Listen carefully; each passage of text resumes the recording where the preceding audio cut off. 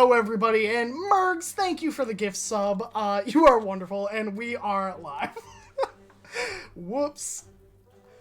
I hope that you all haven't missed us too much over the past fortnight, because we have been busy preparing for, some cool stuff, aka we are playing D&D once again in the 5e homebrew world of Anarion.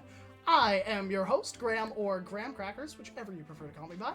If this is your first time here on the channel, here at Graham Crackers, we believe in playing games with friends and making wonderful memories. And part of that is whether it is role-playing games, MMORPGs, video games, or just D&D, we are here to just have a good time with our friends and make, some memories that we can look back on 12 years from now when we have kids that'll get embarrassed when we say, I used to be on the internet. But without further ado, I am joined by a phenomenal cast. Also, thank you for the subscription, Fox. But I'm joined by a phenomenal cast of wonderful friends that have joined me tonight that continue to join me every Tuesday, or every other Tuesday, depending. And without further ado, I'd like to know 3 things about them. I would like to know who they are, who they're playing, and what their character is most nervous about. Oh, Garak's not here, so I have to go first. I am L, and I am playing Kier, the Turtle Wizard Druid, and I will also be controlling Sinra Starmane, the Leonin Warlock Paladin tonight. Kier is most nervous that she will never get to avenge for her sibling's death. And Sinra is most nervous about being distracted by balls of yarn because she's not here to defend herself, so I get to pick. Derek, on to you, friend. Thanks, Al. Hi, everybody. I'm Derek Sword. I'm playing Verban, the Exile. Verban is most nervous about losing another party member, especially one that might be seeking revenge for the other party member. That would suck. And I will hand it off to Fox. Hey everyone, I'm Fox, or TTRPG Fox. I'm playing Brodus, and Brodus is most scared of getting hit in general, just by anything. So yeah, and I guess pass it off to Vinny. Hi, I'm Vinny. I'm playing Zadar, and he is most scared of the consequences of his past actually affecting him. And I will also be playing Garak today, and he's the most afraid of, letting people into his heart.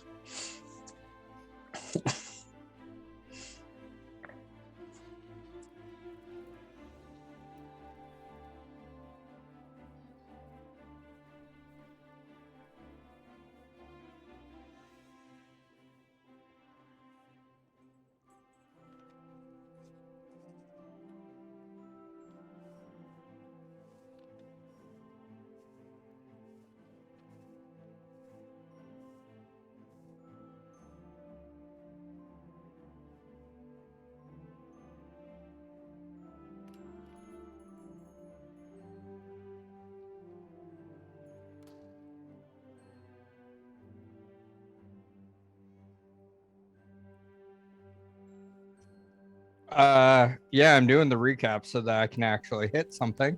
So what we did last week, we started going down through the tunnels, beyond the Sphinx, and continued downwards, and eventually fell upon a old dwarven forge. And in this forge is where, we started to set up camp before the next adventure onwards. In doing kind of the setup, their conversations were had about what we may be facing upcoming. It's a dragon, but not a dragon. Kier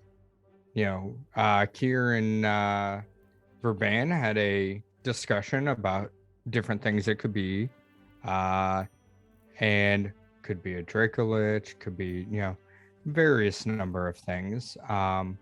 Additionally, while we were kind of searching around, Verban kind of saw a figure kind of through a hole in a wall, or it was a illusory wall, and back there found a ghost that was protecting a crown, and wanting to give it to the prince, but they had not realized that their surroundings, outside of this room have drastically changed from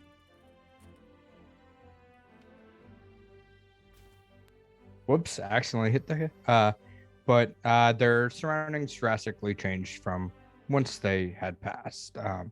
So now what they were protecting and waiting for their prince, that is never going to show up. Verban and Kier assisted with laying this person to rest and actually smelting them down into some items. We have I believe a helm, and we have a sickle, I believe. Those were the two items that came out of it. The helm was taken by, I think, Garak, maybe. And then I have Bros as a sickle. Night came to pass. We took watches. Bros read his book, trying to find out any more information. And during one of the watches, Verban had heard some sounds. And when passing the watch off to Zadar wanted to check out those said sounds, and was lowered down, I believe, on a rope down, and they found a serpent creature, humanoid, that nicknamed themselves like the Bone Crusher, and I don't know, some very scary things. We didn't want to mess with them, and that was down the mine shaft area. And night turns to day. We left most of our mounts behind, and we proceeded down the mine shaft area to where it opened up into a large battlefield area. Graham, you can correct me on what that looked like as we came through. Yeah, all right, let me do that. But also, special announcement, the price for crits for an individual player for just tonight has been lowered from 15,000 to a wonderful 6,000. So hopefully my players will thank me for this. Unless chat wants to give me the crits, in which case, that's on them. Give him all the crits, he'll need them. Yeah. Let's see here. All right. Where last we left off.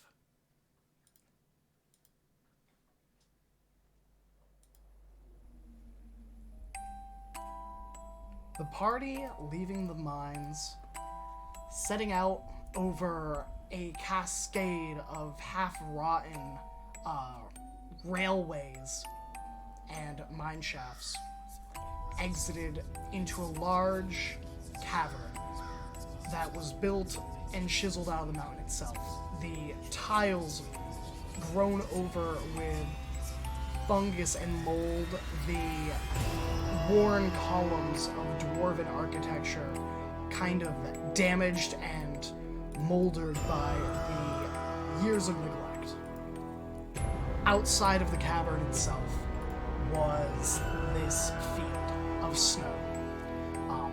The maelstrom that has been kind of hovering overhead, this amethyst glow of black and amethyst energy has just kind of been swirling overhead, and you are almost entirely under it now. In the field itself that is covered in snow, you see the ruins and rubble of what you can assume is former dwarven buildings that has long tumbled from the season's wear. And about several hundred feet away, you see a large gathering of moldered skeletons, the wisps of dwarven beards hanging off unhinged jaws, the skeletal bodies draped in no longer well-fitting armor of old. You see two creatures with long arms and long nails that extend feet that are dripping this black ichor, almost like it is coating them and kind of coating their claws standing, and in back of them is this creature made of bone and scale from fallen dragons. Far beyond them, you see a separate mountain, and you see these elaborate and torn down gates of a dwarven hold. You see chiseled and damaged parapets and towers that at one point were probably carved into the mountain itself are now scattered into rubble beneath.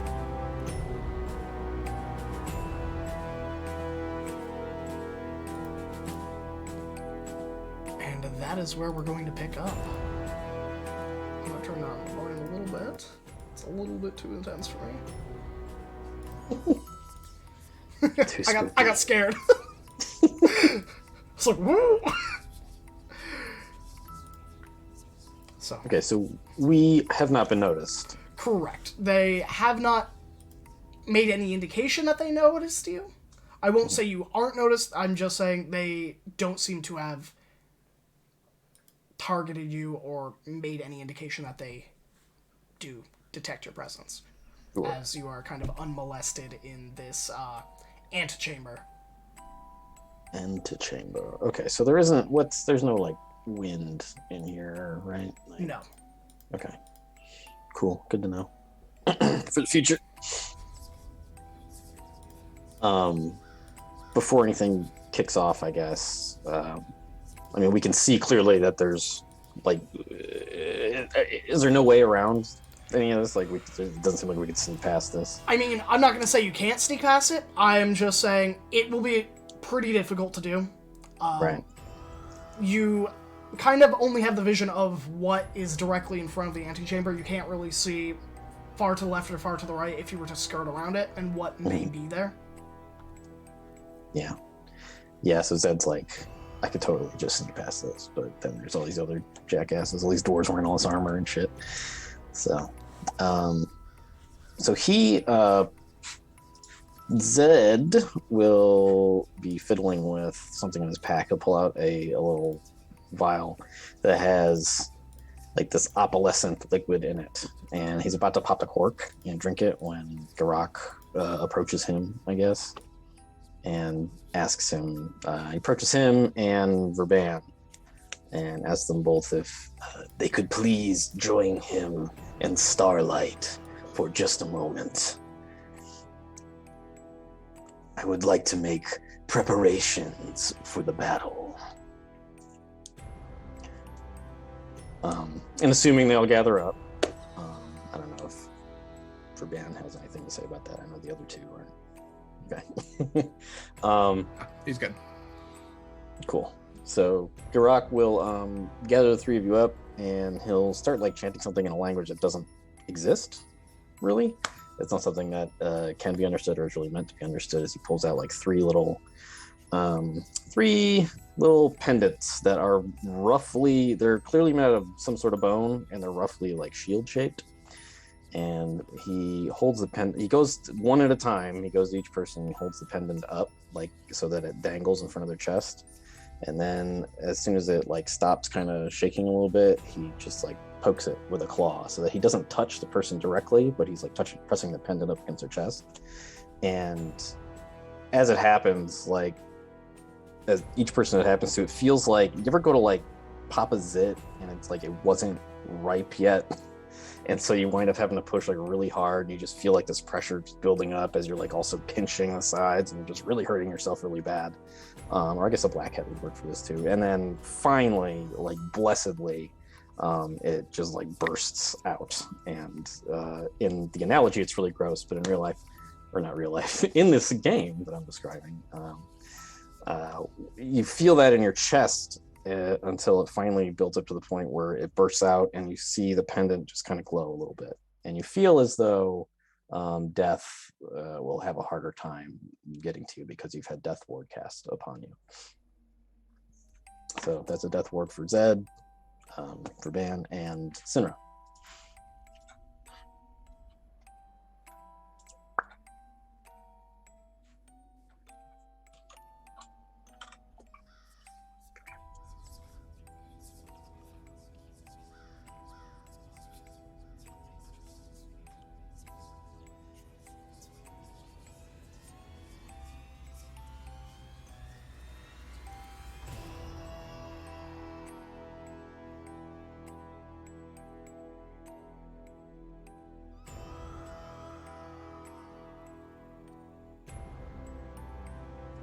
Oh, Zed finally drinks. That happens to him, and he was like, "Great, that was wonderful. I had such a good time. Thank you." And then he drinks that potion, and he turns invisible because it's a potion of invisibility. He's gone.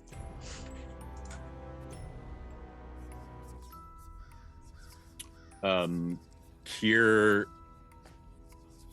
is kind of been sticking closer to Verban this whole time, and when we see this sight, just kind of nudges him with her elbow. And are these like the things that took him from us? They are similar to, not as goopy or shadowy, but I would say that they are probably similar enough. Ning used to say that in times of trouble, if you find enemies on your path, it means you're going the right way. We'll take them out quickly. And she's going to move to where she is on the battle map and just wait for a cue.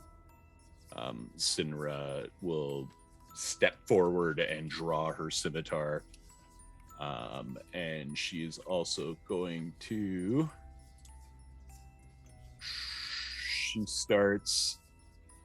She pulls out a like crystalline gem that appears to almost have a teardrop or two inside of it, and kind of presses her scimitar to it and starts chanting, also in a language that you don't really understand. And after a couple of seconds, beside her appears a shadowy spirit as she casts Summon Shadow Spawn. If you want to hook me up a token or something there, my good man.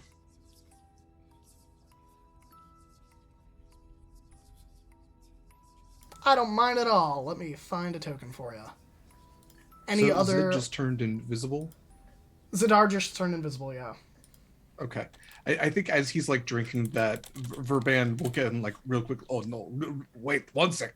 Verban is going to cast Water Walk, seeing the water that's in front of them.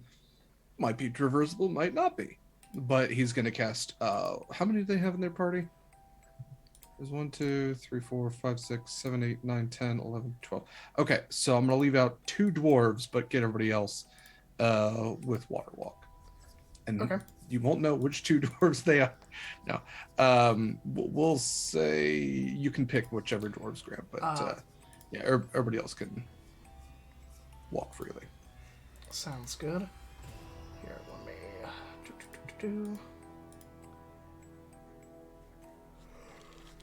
Okay, controlled by determining character settings. What?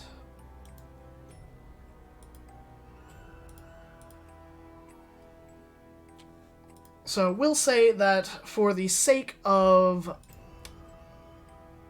ease, that the Millie and Luberline do not get Water Walk, because they are further in the back. Makes sense. So I think that's a fair kind of assumption. Let me see. Sorry, I should also mention Sinra, the shadow spirit, looks vaguely Leonian as well, in the trappings of like what the typical soldier or protector of her people would have been like when they were alive. And she did cast it using the fury aspect. Okay. Oh, Al, And also for your notes, since you have Sinra, she did cast Warding Bond with Verban last time, so they have that too. Cool. all right, does it have any stats to it for the Shadow Spawn? Yeah, it acts as the creature. They're called a shadow spirit. Okay, perfect. So that's what I have. Yeah. So Yeah, wonderful. and she just cast it at 3rd level. All right. Putting its AC at 14. Anything else anyone would like to do? I'm good. All right. And Water Walk, do you have to have your target be visible? That was the thing. That's why he was trying to get that done before Zed went invisible, because I believe it's up to 10 willing creatures you can see. Okay. All right. The dwarves, all 6 of them, kind of split up into 2 groups. Philly, Bori, and Millie on the left. Tori, Gawain, and Luberline on the right. And they kind of begin to move forward, eyeing the rest of you, and kind of outside of the antechamber that you're in, there seems to be some rubble that's kind of piled up. It's about a half wall, so maybe about 4 feet tall, of stacked and molded stone, and they kind of slowly, crouching and trying to be as stealthy as possible, move out to take cover behind them.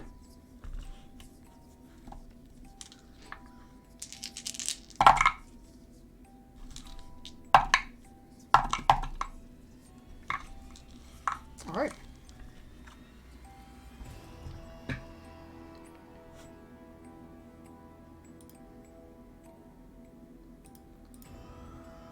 About this time, the dwarves begin to go slowly. Luberline, Tori, and Gawain, fairly confident in their skills of tracking and of practice that they have kind of learned via their travels in the Underdark and various campaigns for mercenary work, very stealthily move to the right-hand side, taking cover. Some of you even have a hard time. Like, if you hadn't seen them move as a group, you probably would not have noticed them. On the left, Millie moves with much of that same precaution. She is the only one out of the group of dwarves that is not wearing dwarven chainmail. For those of you that don't remember, she is a practicing cleric. She kind of pulls out a shield and has a hand crossbow out. And the other 2 with her, which would be Philly and Bori, as they're walking, much the same, they begin this slow kind of one-step pause, trying to make sure that they are not being noticed. And as Bori is kind of taking a step forward, you hear this audible grunt as his foot goes through the snow. And almost in tandem, there's a long pause. And then you see the stone creature of a dragon slowly begin to crane its neck towards the noise.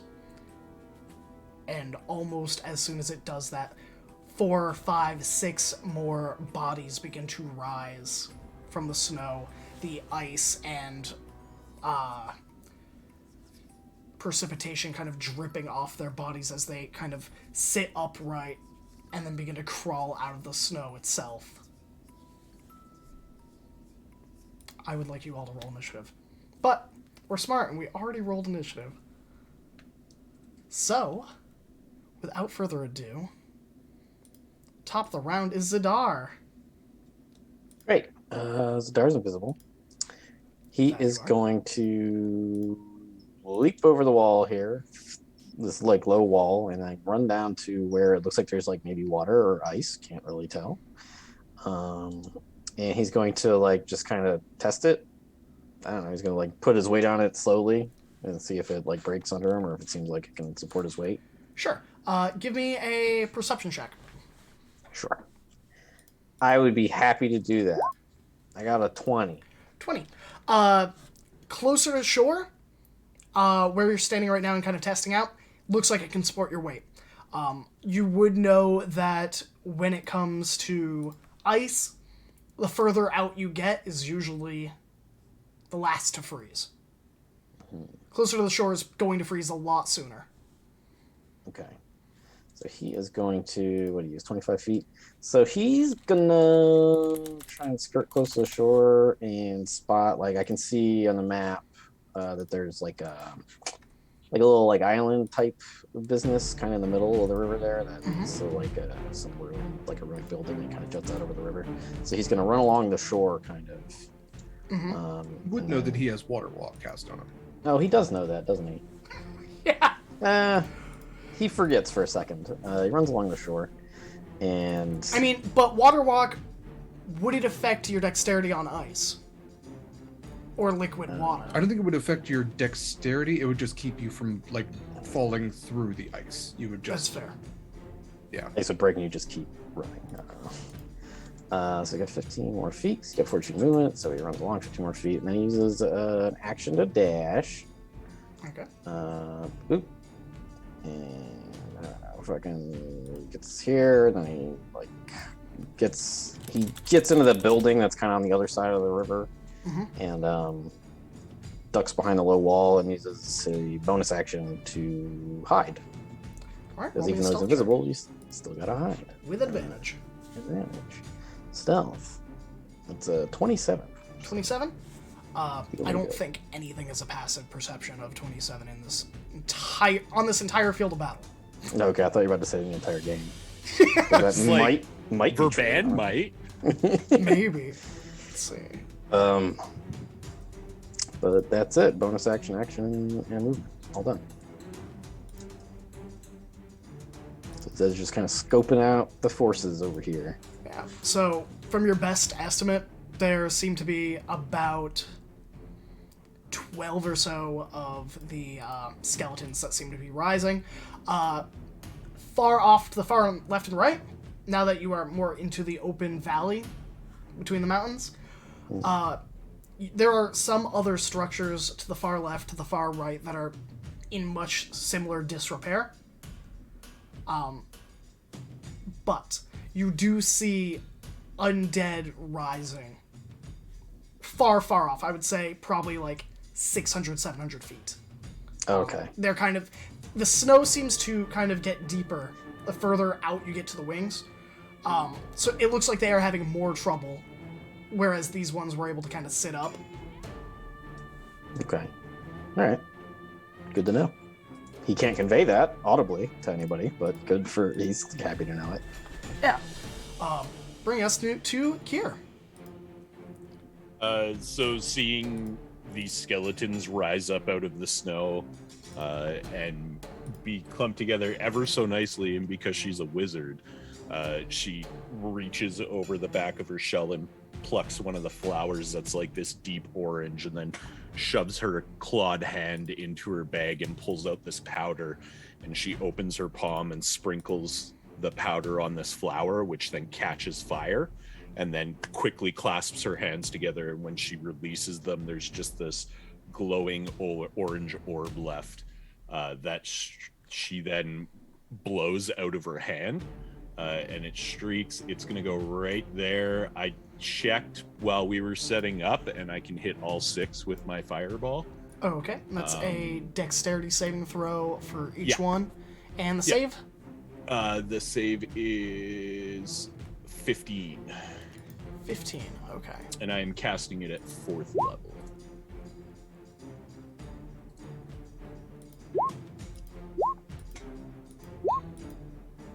All right, and the dexterity was 15? Yeah. All right, roll damage. 37 total. 37 total, all right. 1, 2, 3. 37 halved is... 19? 19, I think, yeah. So, you see this, eruption of flame, and you can hear the crackling of intense heat as your spell goes off, and all 6, as, like, in the 6 seconds that it erupts and then coalesces and comes to, like, completion, all of these skeletons are, you just see charred bones glowing with the embers of, kind of heat that has, like, cracked the bones and is just kind of burning them into the snow. The water near that and the ice, you see a layer of steam kind of rise, and the ice seems to have kind of evaporated that sheet of ice close to the radius of your spell. So after that, she pulls one of the wands out from her side that was sheathed, and just quietly says under her breath, "You will know them." And she's going to just climb over and start walking forward. Okay. And that is her turn. All right, bringing us to the dwarves. The dwarves, all with their crossbows loaded, and I believe they are close enough. Let me just double check.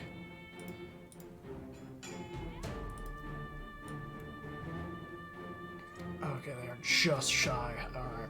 So, seeing you move forward on the right-hand side, Tori moves 20 feet forward, or 25, sorry. And Luberline and Gawain follow. The creature made of ichor on the right-hand side is eyeing you all. Its jaws kind of unhinging, and its glowing red eyes kind of fixate on you, and you swear you almost see a smile. And all 3 of them fire their crossbows at this creature.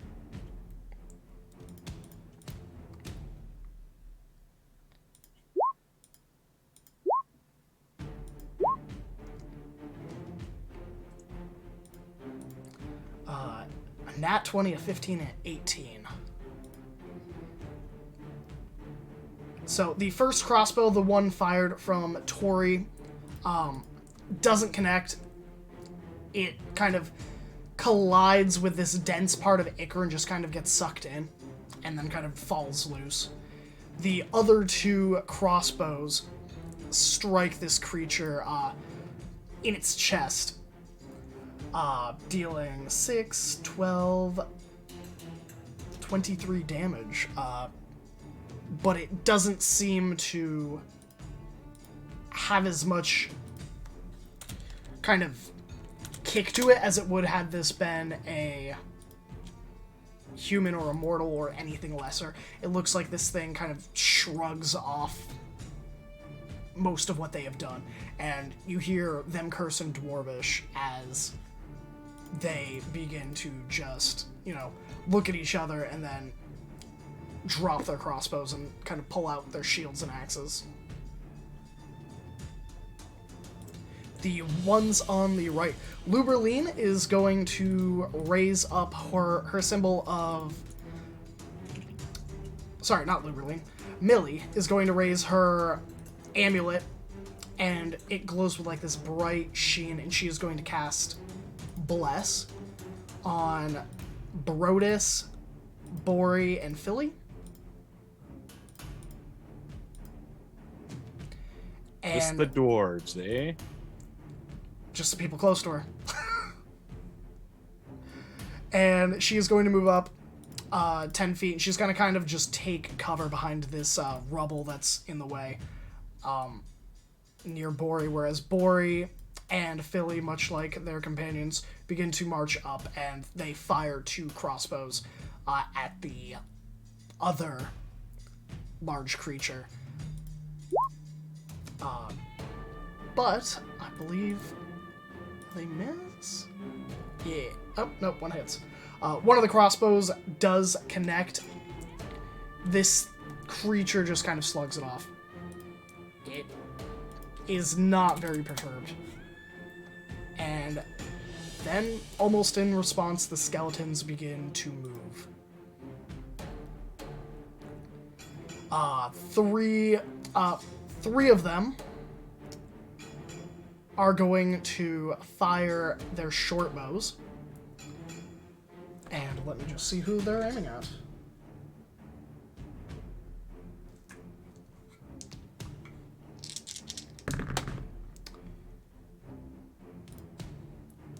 All right. One is going to fire at Luberline, one is going to fire at Tori, and the last one is going to fire in the direction of Garak. Does a 23 will hit Gawain, 22 will hit Luberline, and 22 to hit for Garak.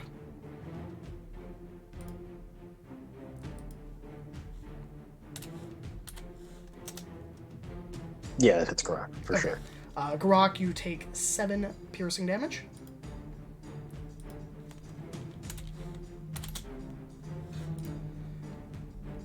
And then the 3 that fired begin to move up.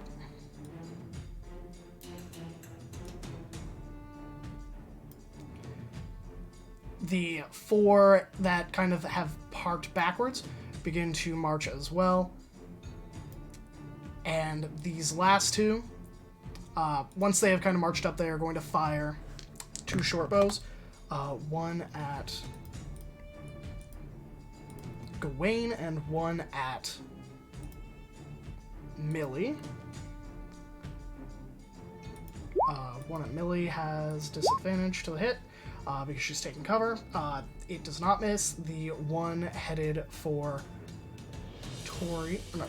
Gawain does a crit for 9 as the arrow kind of streaks through the air and strikes this dwarf on the side, digging through into the chainmail.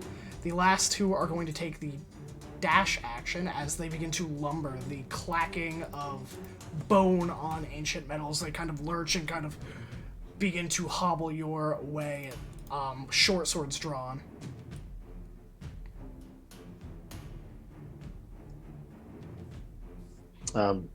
Just quick interjection. I just noticed it doesn't look like Sinra is on the initiative tracker. Oh. Yeah, I did DM you about that, Graham. Oh, sorry I was about trying that. Not to be intrusive. No. Do you just want me to roll for her? Yeah, or... she was on the initiative tracker. When I deleted her token off the map, it probably removed her. Nobody remembers what it was? It was higher than a 8. So I'm going to say it was probably I just rolled an 8, so go 10. 10. Awesome. All right, let's add her back in.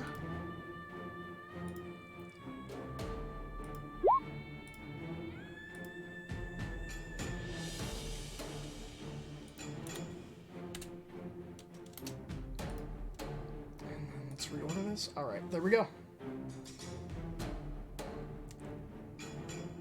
So, skeletons have kind of dashed forward And that is it for their turn. Verban, it is up to you. Okay. All right. So I'm going to target this one first with a crossbow attack, and that is a 17. That'll hit. Okay. So that one is going to take 10 points of damage. I'm also going to put on Hail of Thorns with that.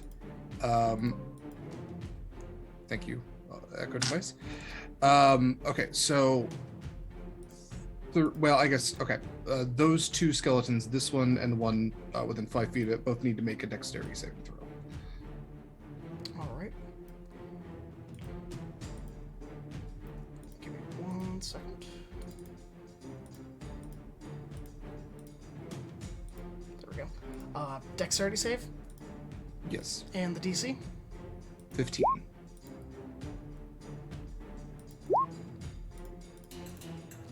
All right.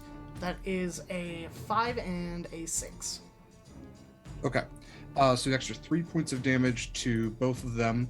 Then, because I have Horde Breaker, I will take an extra crossbow attack against the one within 5 feet. It's a 15 to hit. That will hit. Okay. That one's going to take 8 points of damage. Then I'm going to do my extra. This is going to take a second. I'm going to do basically just go back and forth on these two. So extra attack on the first one.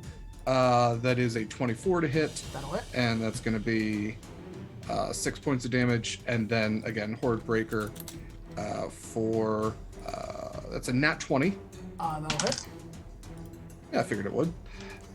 So that is going to be 10 points of damage.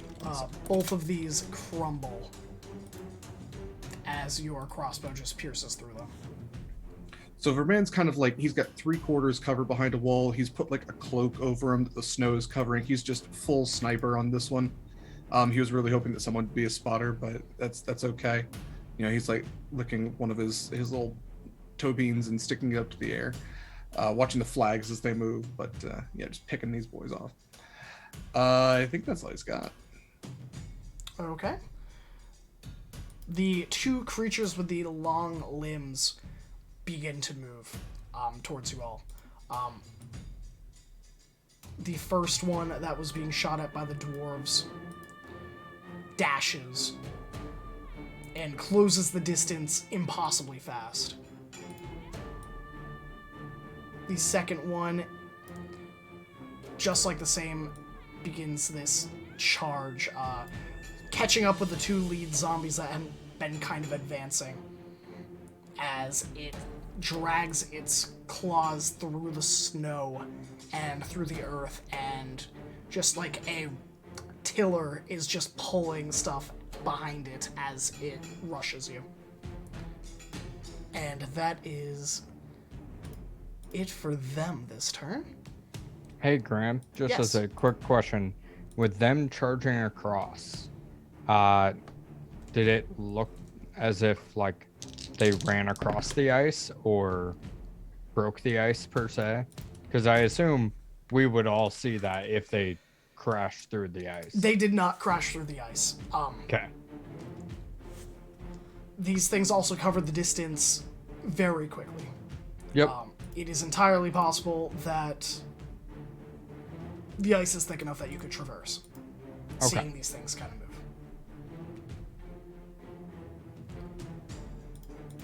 That brings us to Sinra. So, seeing these things rush up so quickly, she's gonna let out one of her little growls. You go help them.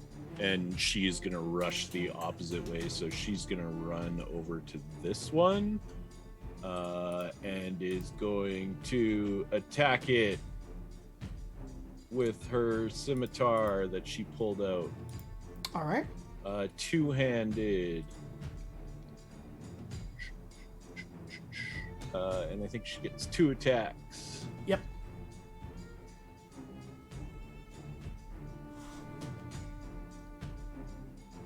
Oh, okay, so she actually gets, because she's got 2 attacks for Paladin And then the double-bladed scimitar, she can use her bonus action to do a third attack. So first attack is 22. That'll hit.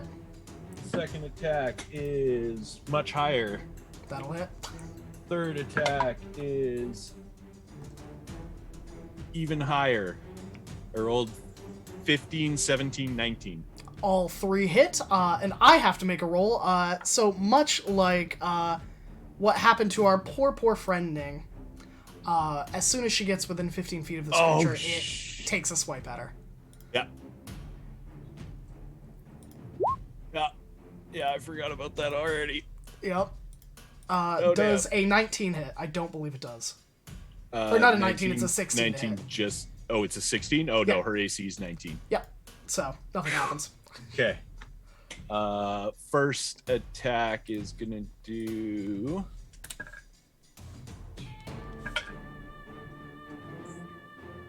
8 points of damage. Okay. Second attack... 10 points of damage. Okay. And the third attack... Oh, sorry, it only does 1d4, so 9 points of damage. All right. And then that is her turn, but her shadow being goes right after her. So it, following her order that she growled, is going to run up to the other one. All right, it's going to take a swipe. Yeah. Does a 25 hit? Oh yeah. It deals 30 damage, Okay. and I need the Shadow Spawn to make a DC 14 Dexterity saving throw to escape the grapple.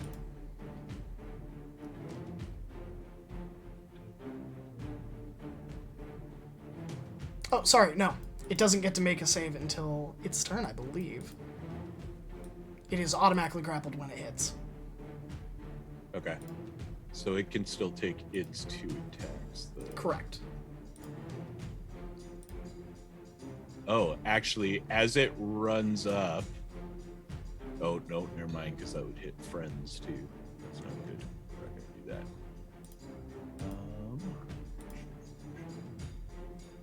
Okay, cool.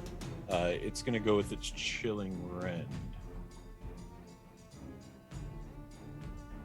Oh, it gets 2 Chilling Rends. Are these a disadvantage because it's grappled? Yeah, I believe so. Let me just make sure. Nope. Grappled creature speed becomes 0. It can't benefit from bonuses, but it does not suffer any disadvantage on attacks. Cool. So that first one's a natural 20 then. That'll hit. And the second one is way too low. I don't think an 8 will hit. An 8 will not hit. And what type of damage does it deal? It does cold damage. All right. So that's cocked. That's a 9 on the die, so 18, 22, 25 points of cold damage from that swipe. All right. Anything and that else? is its turn. All right. This thing, the ichor that seems to cling to this creature and has been dripping, as the cold kind of washes over it, the ichor itself kind of hardens, falls off, and then just spurts out of this creature's like body, filling the void. Ow. The rock is up. Brodus, you are on deck. Rock! Oh, Is, sorry. I needed to make a save for the melee attack on Simra. For the Warlock Pact, right? Oh, right. Right. What was that save? It's a charisma or wisdom? DC wisdom, wisdom. DC 15. All right. Oh, that's odd. Mine says DC 16. She has higher charisma than you, probably. That's fair. So, it failed. She hadn't taken any damage anyways. Yeah. I will mark that. on its thing that it does not like attacking Sinra. I mean, it can still attack her. It's just got to roll to save every time, right? Yeah. So. Yep. Well, it has to roll, and then it's not worried by that for 24 hours or something. See, Yeah. see, senor. All right. Garak. All right, Garak, careful to make sure she's still in range of healing wording Sinra if anything goes wrong with her. Dives into battle. Scuttles or however Garak normally moves. I don't usually pay attention. Scuttles like crab over to this general area where the fighting is most happening, with one of the big boys and two of the skelly boys.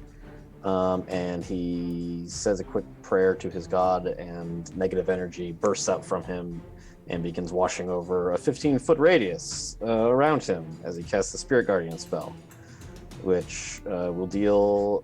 It's a DC 16 whiz save at the start of a turn or when entering the area for the first time, or they take 3d8 necrotic damage, and the area is considered difficult terrain. And for his enemies, not for other people. And the necrotic damage ignores resistance to necrotic damage because he is a cleric of Null, I believe. Yep. And Null is all about being necrotic instead. All right, and that's when you start or enter, right? Yep.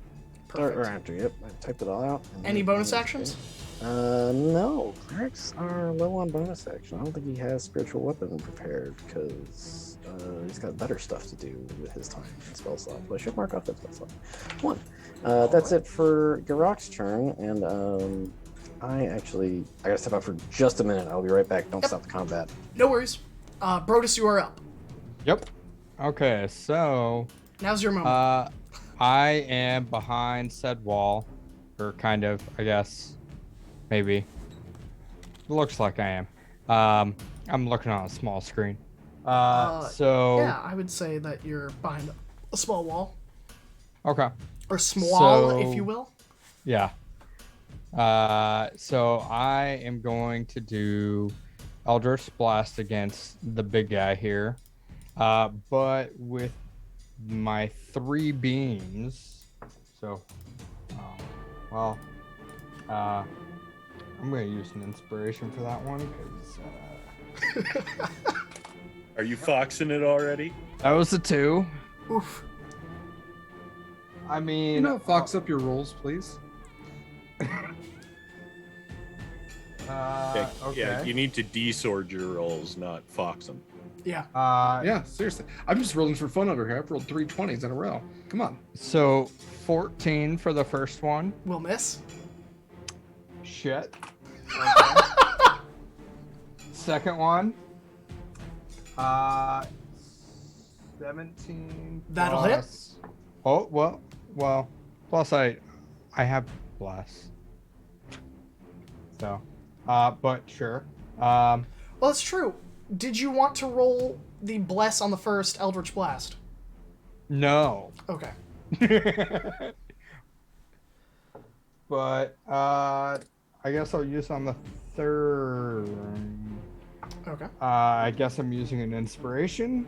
Okay, so you're going to Check. use the 1d6, and would you like to use the bless? You get a 1d4 and a 1d6? Oh no. Well, yeah. So 11 plus 5 16. plus 2. So we have 18 18. in total. You just barely hit. So the second 2 hit. Correct. Okay, great. I'm actually just- doing damage. He's just doubled his hits from the whole campaign. Whoa! He shot someone with a crossbow once. 14 total points of damage. 14 total points of damage. All right, and it's force damage, correct? Yeah. Yeah. All right. Yeah. Let's. And then as a bonus, I want to give Sinra my Bardic Inspiration. All right. But like, how do you give Sinra your bardic Yeah. inspiration? I'm just screaming at her to just like kill the thing. From behind your wall. Yes, from behind my wall in my scaredy pants way. Yep. Wonderful. All right. So the thing made of scale and bone begins to move. Its claws kind of dig into the stone itself that it's been perched on, and it begins to run on all fours towards all of you. It is a large construct, or large entity, if you will. Mm-hmm. It's going to move 40 feet towards the combat. And let's see here.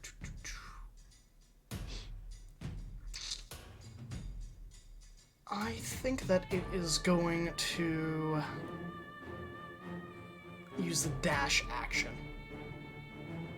to move an additional 40 feet.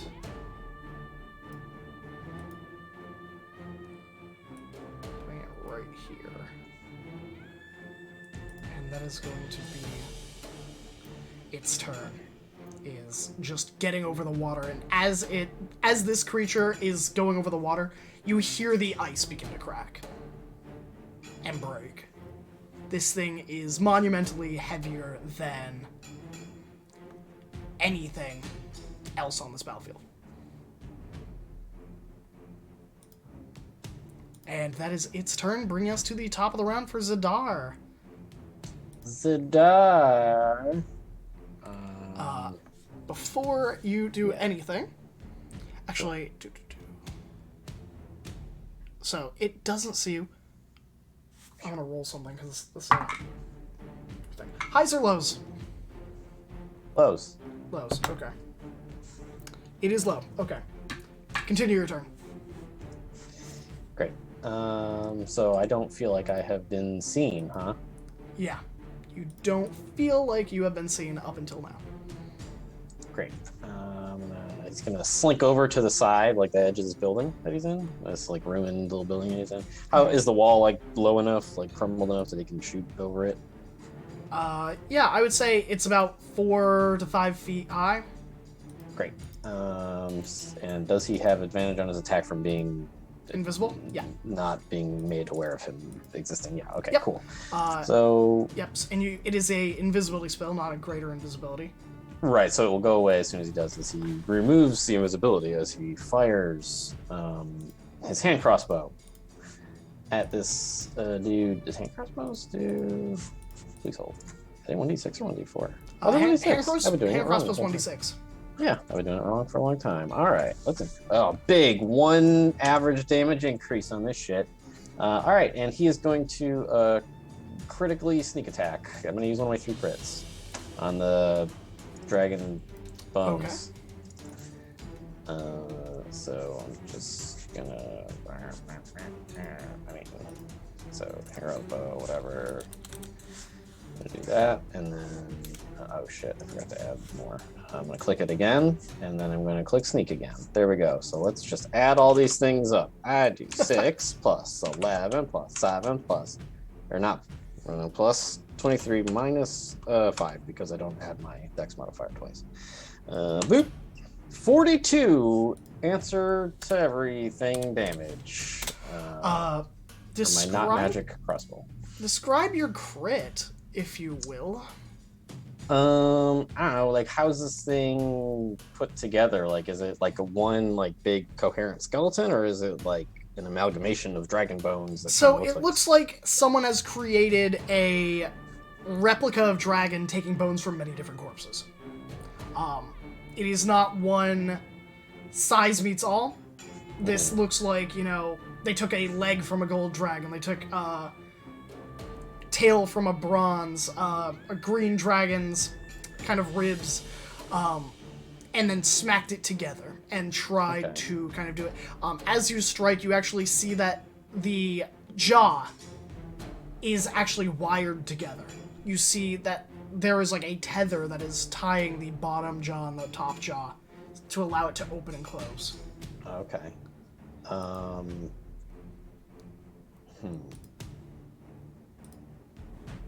I guess he'll he shoots his crossbow bolt at one of the tethers to try and like unhinge the jaw completely to break it off so it can't bite anybody. That seems smart. That's fair, yeah.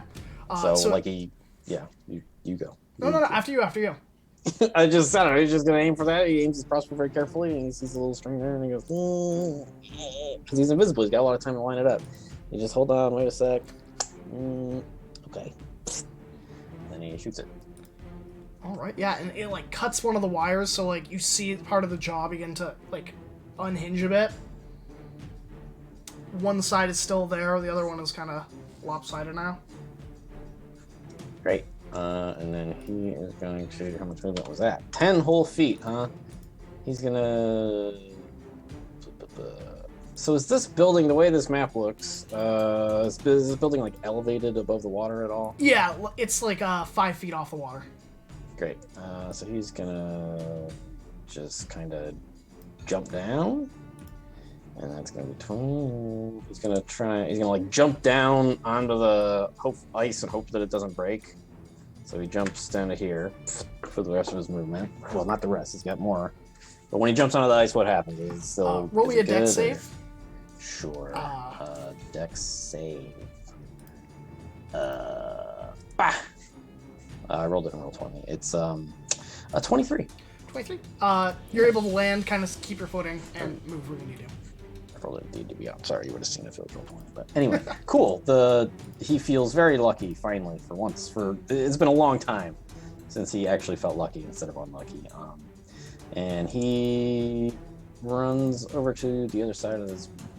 Hopefully, like he tries to slink around to the other side of this wall. That's like the little wall in the building, and uses bonus action to hide. Is he gonna hide? Is he gonna try and hide? I don't know. He can't really be hidden from these guys down here. It seems like really evident that people could still see him if he tried to be here. So he's just gonna dash to get over here. So he's gonna try and get like totally behind that wall, have like full cover from anybody that tries to get at him. Sure. Yep. Did his invisibility wear off? Yeah. Yeah. Was not greater invisibility. It was just a potion of invisibility. Yeah. So it's normal. Yeah. So that's it for Sidar. That was a lot. Thanks. All right, Kier, you are up. Dwarves are on deck.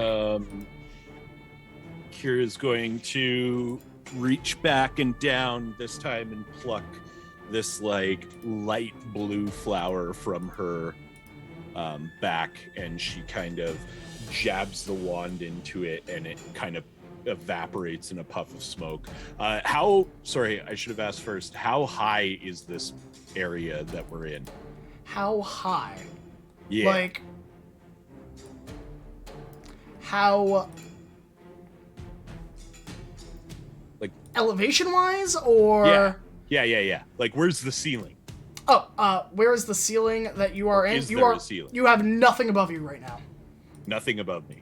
Perfect. Nothing but sky and the maelstrom, which might not be good to be in. So she stabs her wand into this blue flower, and it kind of evaporates, and you see little sizzles and crackles kind of run up the wand, and then she waves it above her head in a big circle pattern, and below the maelstrom, but even darker than the maelstrom, this black cloud comes swirling into existence, and she is going to just coldly yell out, you will all fall in their name, and is going to drive her wand down and call lightning onto this big guy. Okay. This big dragon-y type thing. All right. She's casting call lightning at 3rd level. All right. So, And DC 16 dex save. it fails. So it's going to take 3d10 lightning damage. 17 points of lightning damage. All right. It should actually be 4d10, because there's the maelstrom's there, which is a pre-existing That's storm. true. I would count that as a storm. Oh, all right. Add another 5. All right. So yeah, now there's another. Thank you, by the way, Derek. There's another black mass of cloud swirling above, and the tip of Kier's wand is faintly glowing like blue and has little sparks running up and down it. And she's just going to kind of walk over to the side here. And that is her turn. All right. Dwarves are up. Tori and Gawain and Luberline all have their shields out and their axes. They are all going to run in. I'm just going to call them 1, 2, 3 on which one runs in first. That is a 3. Gawain is going to soak up the attack of opportunity that this creature is going to make. A 10 to hit will not hit, so they are able to dodge that. And Tori is going to go right there. Luberline is going to go right up next to Sinra. And they are going to make some battle axe attacks. First one hits, second one hits, third one hits. All hit for a total of 22 damage. As they kind of begin to lay into this creature. Their axes kind of smashing into its legs, trying to drive it closer to the ground so they can get to its head. The other dwarves, Philly is going to move next to Garak, and the shadow... I think they're going to go towards this skeleton, and they're just going to take their melee attacks on that. And they will hit for 9 damage. And then they take a second swipe, and they drive the skeleton down to the ground, just kind of hewing through its spine as it collapses. Bori is going to move towards the other skeleton.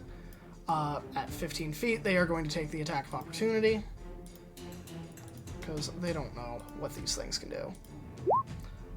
13 is not going to hit. Man, my rolls are bad. And they're going to take 2 swipes, both hit, and they are going to decapitate this skeleton over on the right. And that is it for their turn. Millie is going to take the dodge action and just hide. They will... Yeah, I think that's what they're going to do. Is take the dodge action.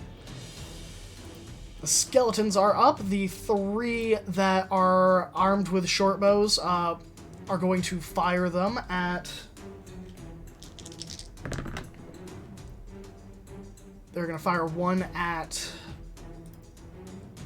Verban, 1 at Philly, and 1 at Barotis. Alright, first attack is going to be an 8. That will not hit. A 23 to hit Verban. They have disadvantage. Just hits the AC, because it's +5 AC for 3/4 cover. Okay. So you take 5 piercing damage. Okay. And then Brodus does a 13 hit. Yep. 13 hits? My AC is 13. Oh, you take 4 piercing damage. As this rotten arrow just kind of shatters on impact on your clothes, and just these splinters just drive in. Oh god, Fox, is Brodus still standing? Yeah. Wait. What? I need to make a wisdom saving throw before they can attack you. Oh, yes, please. Thank you for reminding me.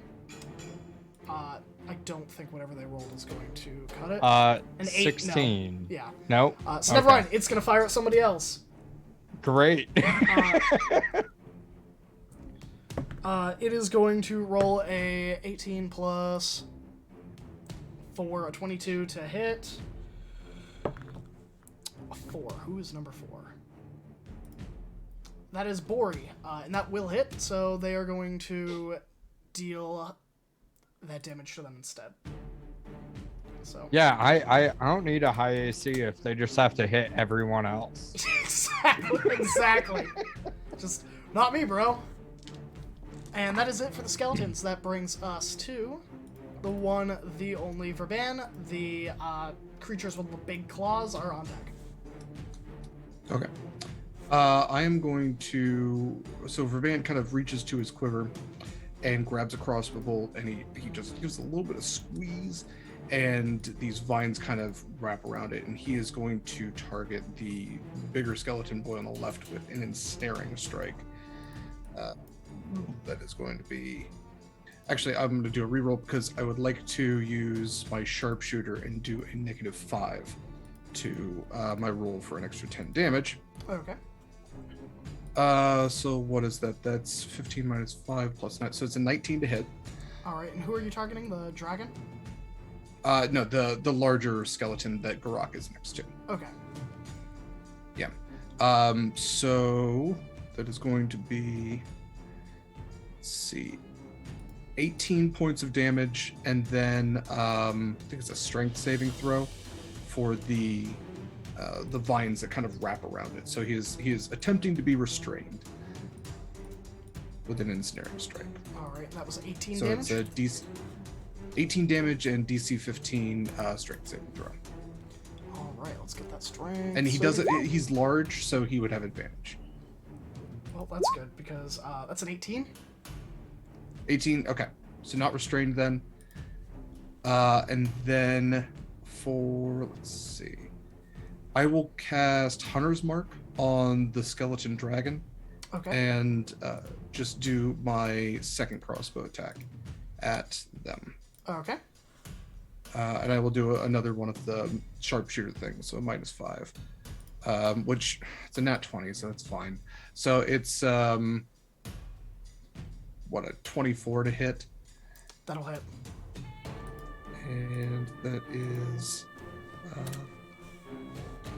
21 points of damage, and then Hunter's Mark is an extra 1d6, so 27 points of damage. All right. Anything else? I think that's it for me for this check. All right. On to the sweet, sweet claw boys. First one is going to take. Have a wisdom save. Wait, what? Spirit Guardians. Oh, yes. Because it started its turn. And actually, I was going to ask if the dragon skeleton would have went to where it is, because it would have went into the Spirit Guardians. Well, I forgot about it, so yes. So I Okay. will roll that a wisdom saving throw as well. Cool. 15 for. Oh, wait, no, I can roll again because I have advantage on it. Don't. It is a 15 for the dragon, and that is a 5 for the claw Get boy. wrecked. Do you want me to re-roll the damage every time, or We'll just keep it For flat. 20. That was we'll take 20 damage? 20 damage. All right. And what type of damage? Radiant, right? It's Or necrotic, but they it can't ignores avoid resistance. it, yeah. Yeah.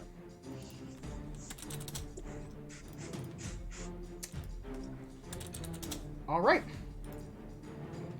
So the one on the left is going to take 2 attacks. One at Bori, one at Garak. 22 to hit Bori for 29 piercing damage, which will hit. And a 12 to hit Garak, which will not suffice. Nope. How is it doing all a million piercing damage? Like, what's its attack like? So its damage amount, is that what you're asking?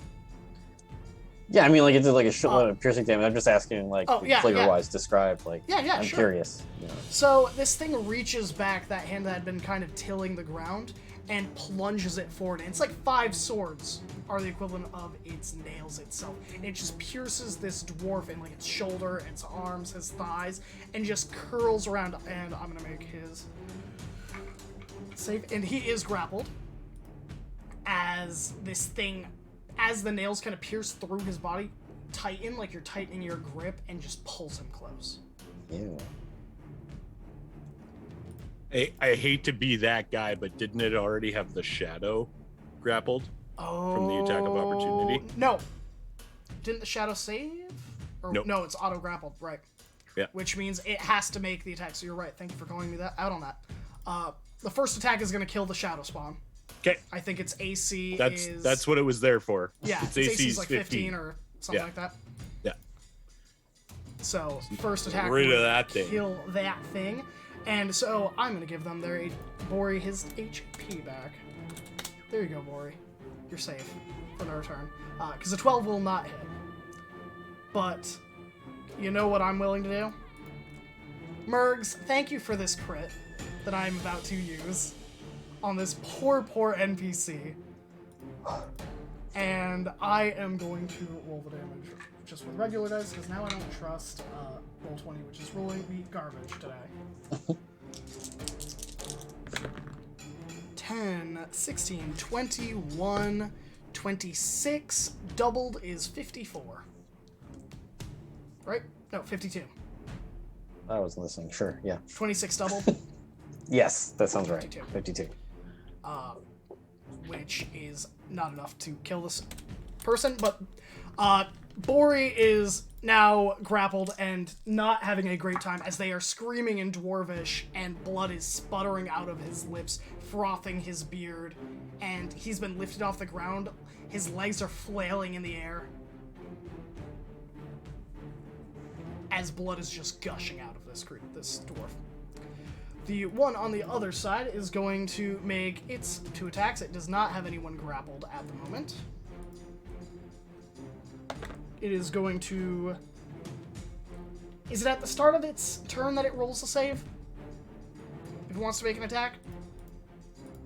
Brodus? It's when it makes the attack.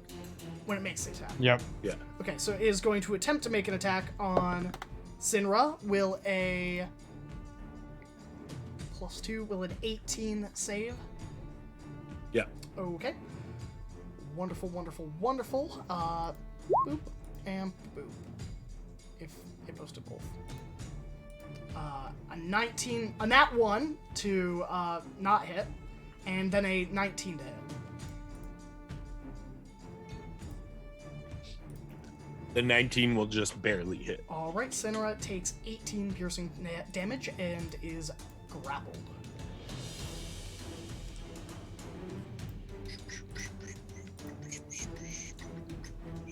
And that is it for their turn. Bring So us you to, said 19? yeah, 19 to hit and 18 piercing. Oh, 18 piercing. Okay.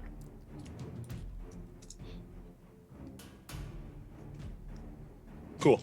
Alright, Sinra's on deck, or Sinra's up, Garak on deck. So getting grappled by this thing, she's going to snarl and kind of like lift her scimitar up and then grab it with the other hand and just try and drive down through this arm that is holding her. Okay. Just for flavor, she's just going to make her 3 attacks. The first attack is going to have a first level smite. Okay. And that's a natural 20. That'll hit. Second attack is 18 plus 9, so 27. That'll hit. Third attack, that's cocked.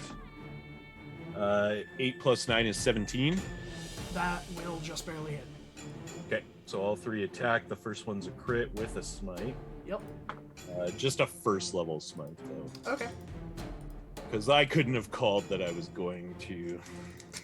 No one can call that. I mean, you could because you have crits. I know.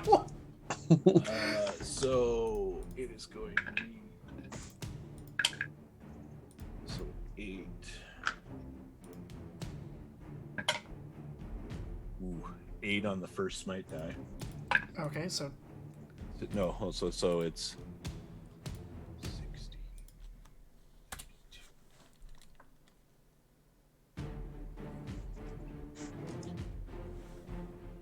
So 43 damage on the first attack. All right. on the crit. This thing is not looking great. 10 on the second attack, End it. All right. and 6 on the third attack.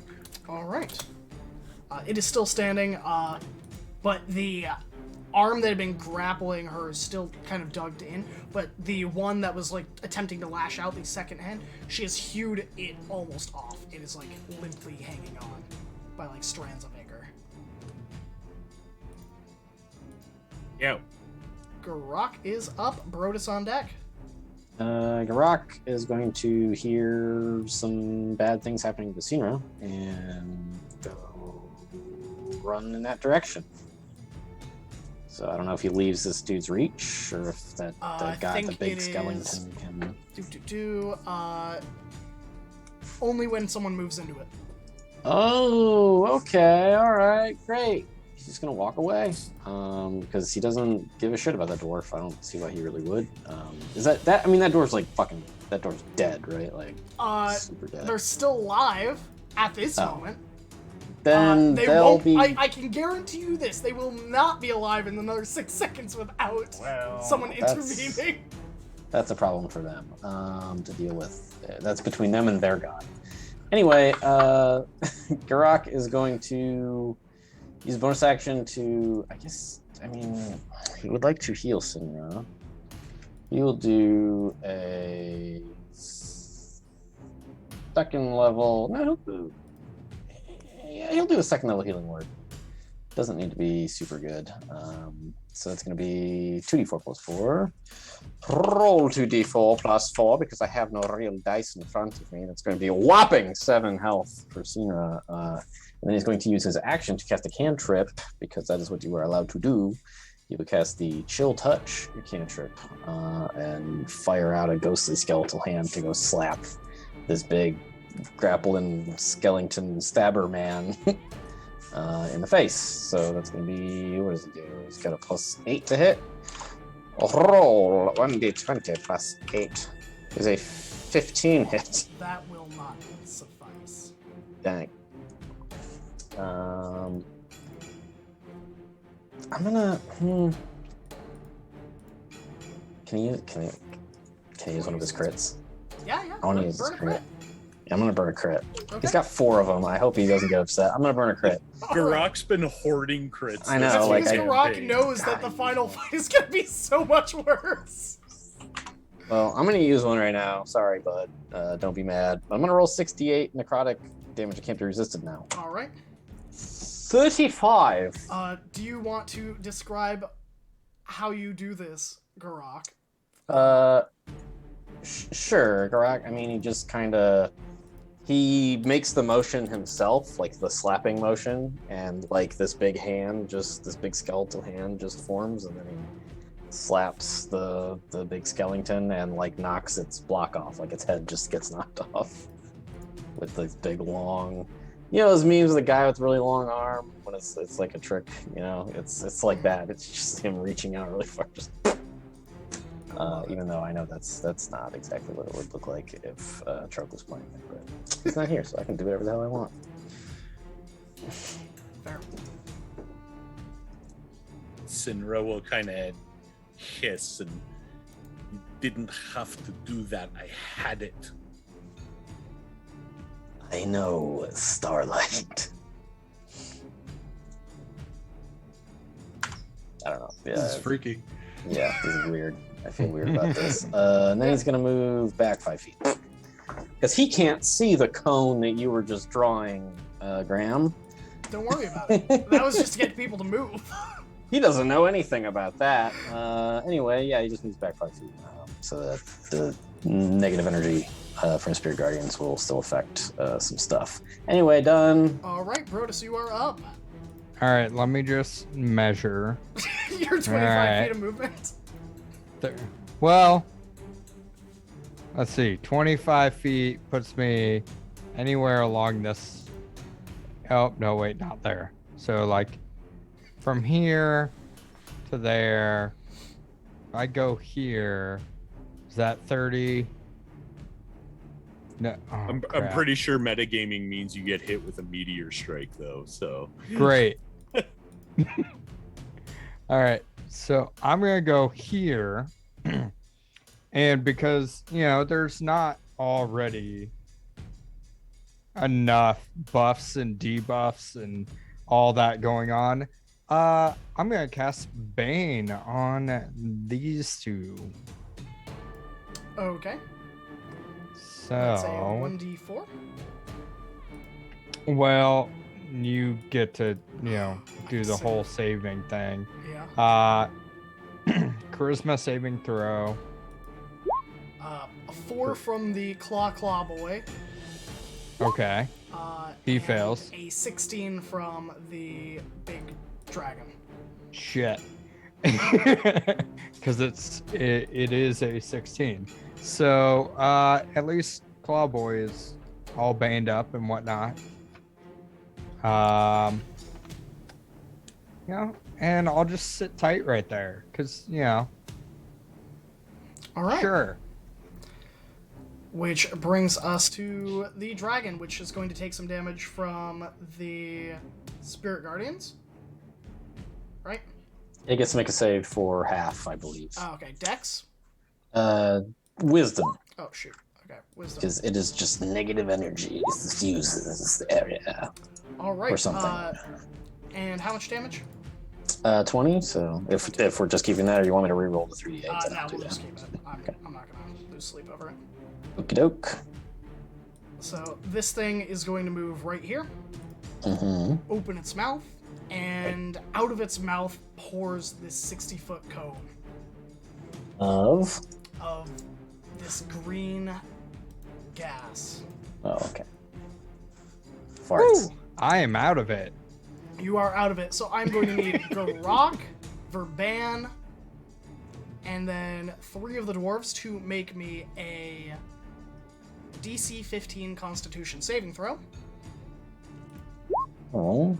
and its ally, right? Let's see. I think its ally might actually be immune. Let's see. Constitution Nope, saving it throw. isn't. So it is also going to make its save, which it fails. Yes, advantage on all But saving it's throws, I immune. guess. Yeah. Sorry. But the breath doesn't seem to affect undead. It is poison. Word. So correct. It's a +7 and advantage. All Constitution saving throws, apparently. So 2. Roll. Melee saves. That was too much. Yeah. Oh, Well, whatever. a 29. 6 plus 16 plus 7. -6. -6, so I thought I was 23. rolling with advantage, but yeah, so 23. Oh, okay. What happens? Let me read. So, if you save, you don't take any damage. Oh, really? Yeah, it doesn't say you take half damage. It just says or take. So, looks like everyone saved, I believe. Verban, what'd you get? No. Nah? I failed. No. Yeah, I failed. You take 35 poison damage.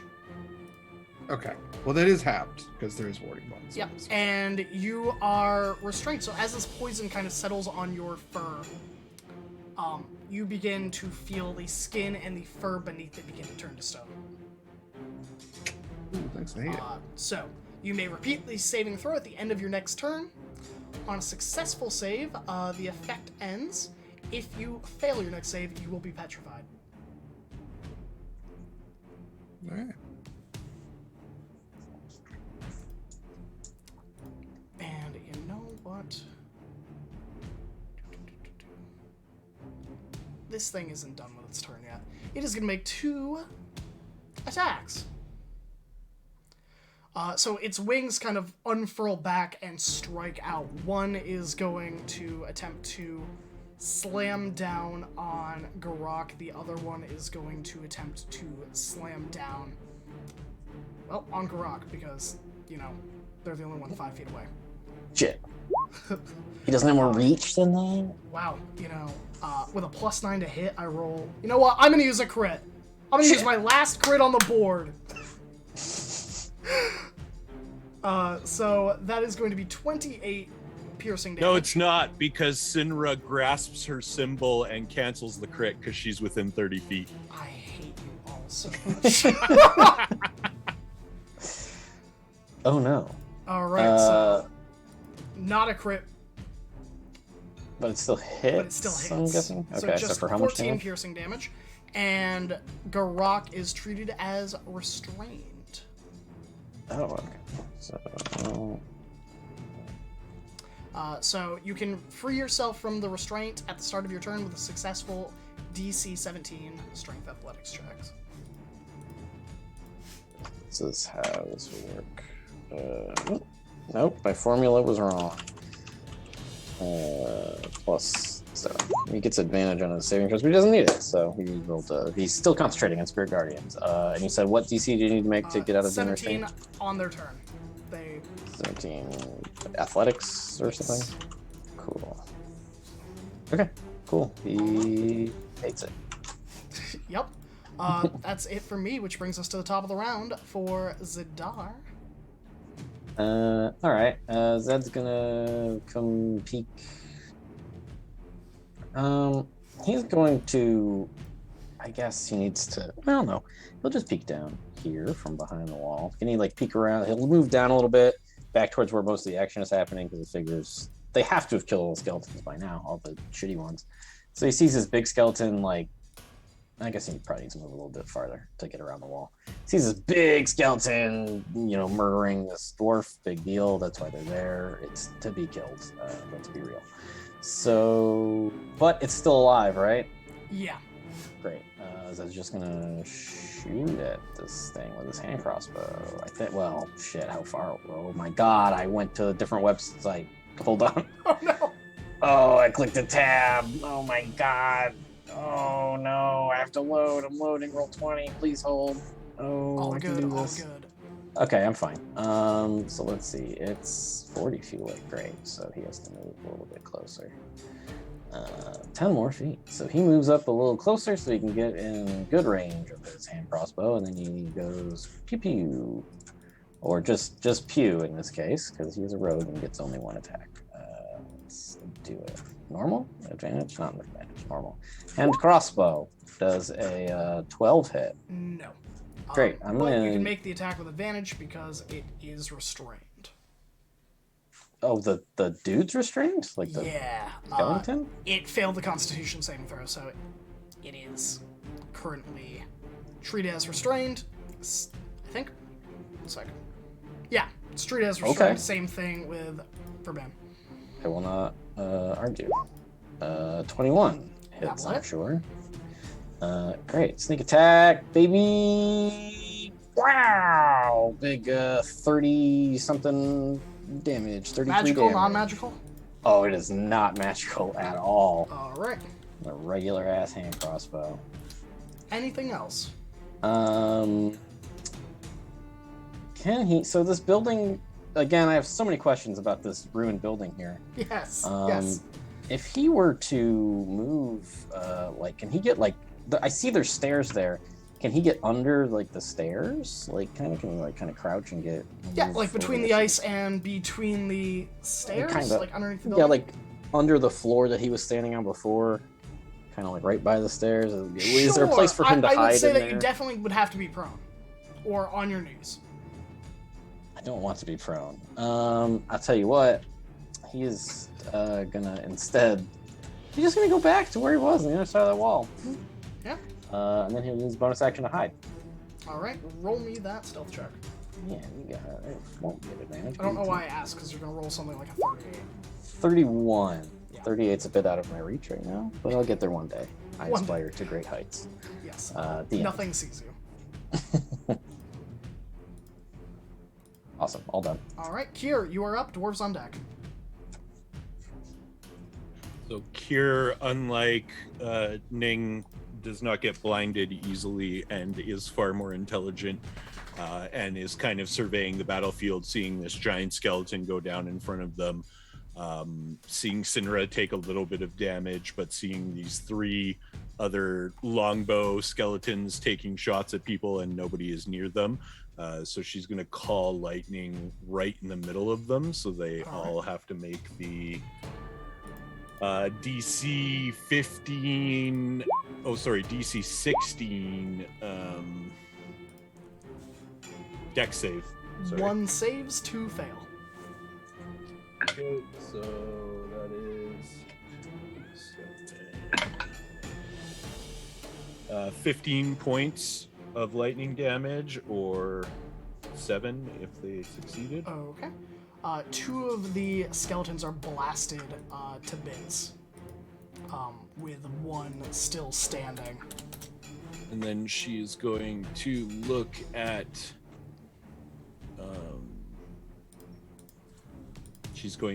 Sinra and just say, "Be healthy," and the accent on the end of the second word kind of carries like arcane feeling with it as she casts healing word.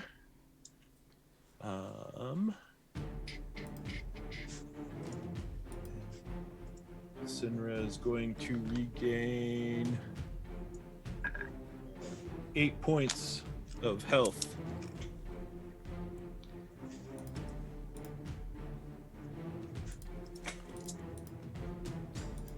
And then she is going to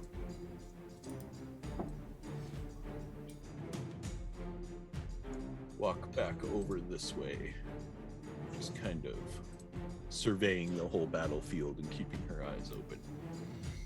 And that is her turn. Okay, that brings us to the lone skeleton. And speaking of skeletons, from the left and the right, it seems that these skeletons have finally clawed their way out of the snow and are beginning to advance. They are about 400 feet away. There are a lot of skeletons. Like, about 30 on each side. For your notes, and then the lone skeleton that is still, living its best on life is going to fire its arrow at the restrained dwarf.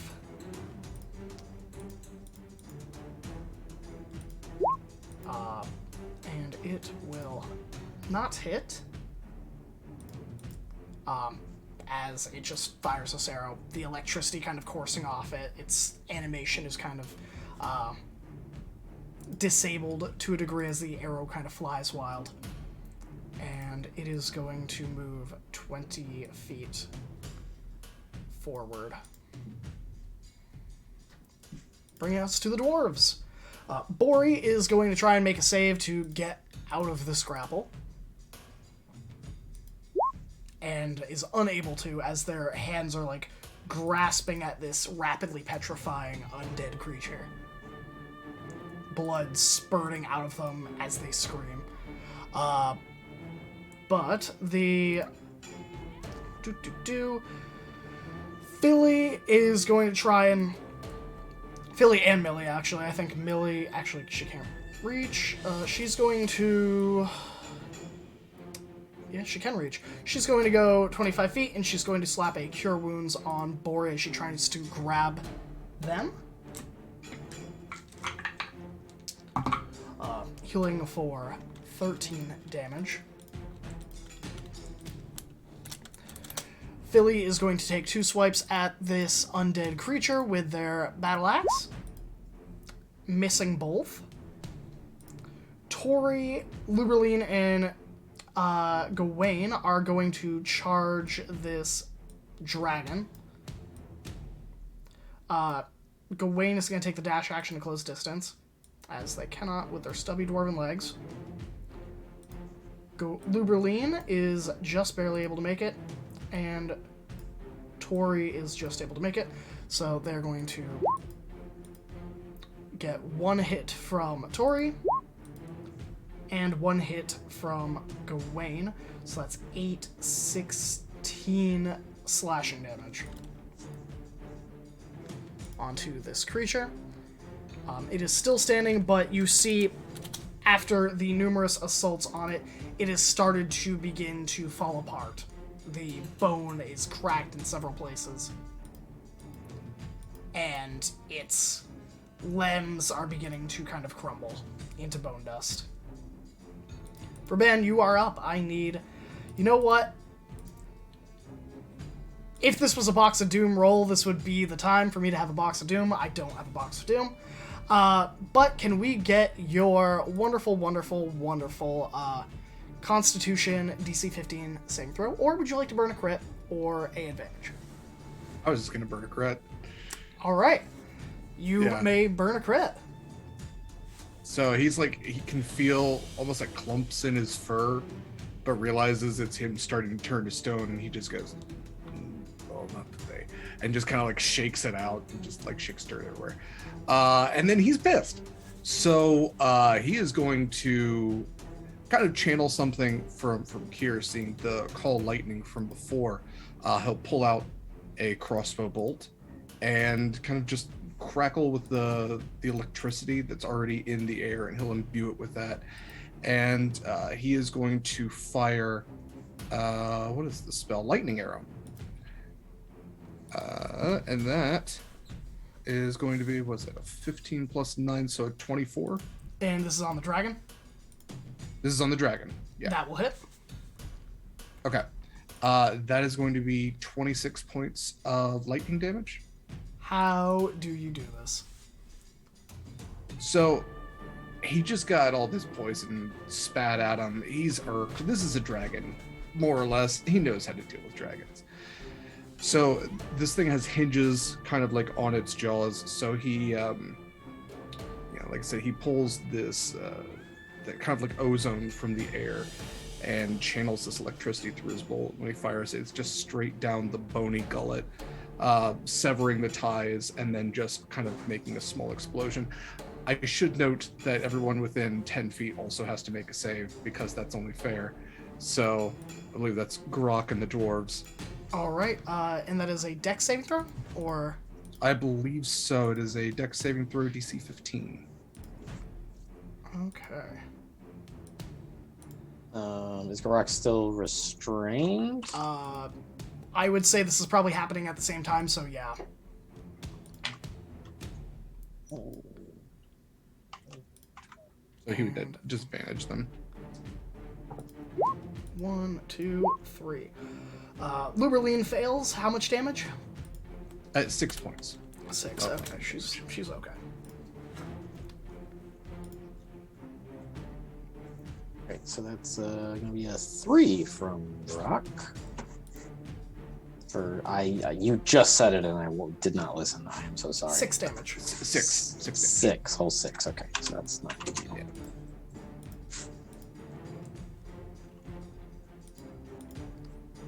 Concentration. Okay, still a spirit guidance.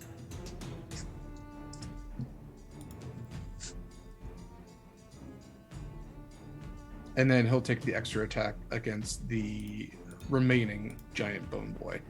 Right. And he will do this is going to be it's different than any of his crossbow bolts that he's fired before, because this is new to him. But he is going to cast a guiding bolt, so he will imbue it with radiant energy for the first time in his life, which is very pretty to him. So that is going to be an 11 plus 7, so 18. 18 will hit. Okay. It's 22 points of radiant damage. All right, it is still standing with a squirming, screaming dwarf on its hands. Okay. Anything else? I think I have a bonus action. Let me. I've never had like a loose bonus action before. What do I do with that?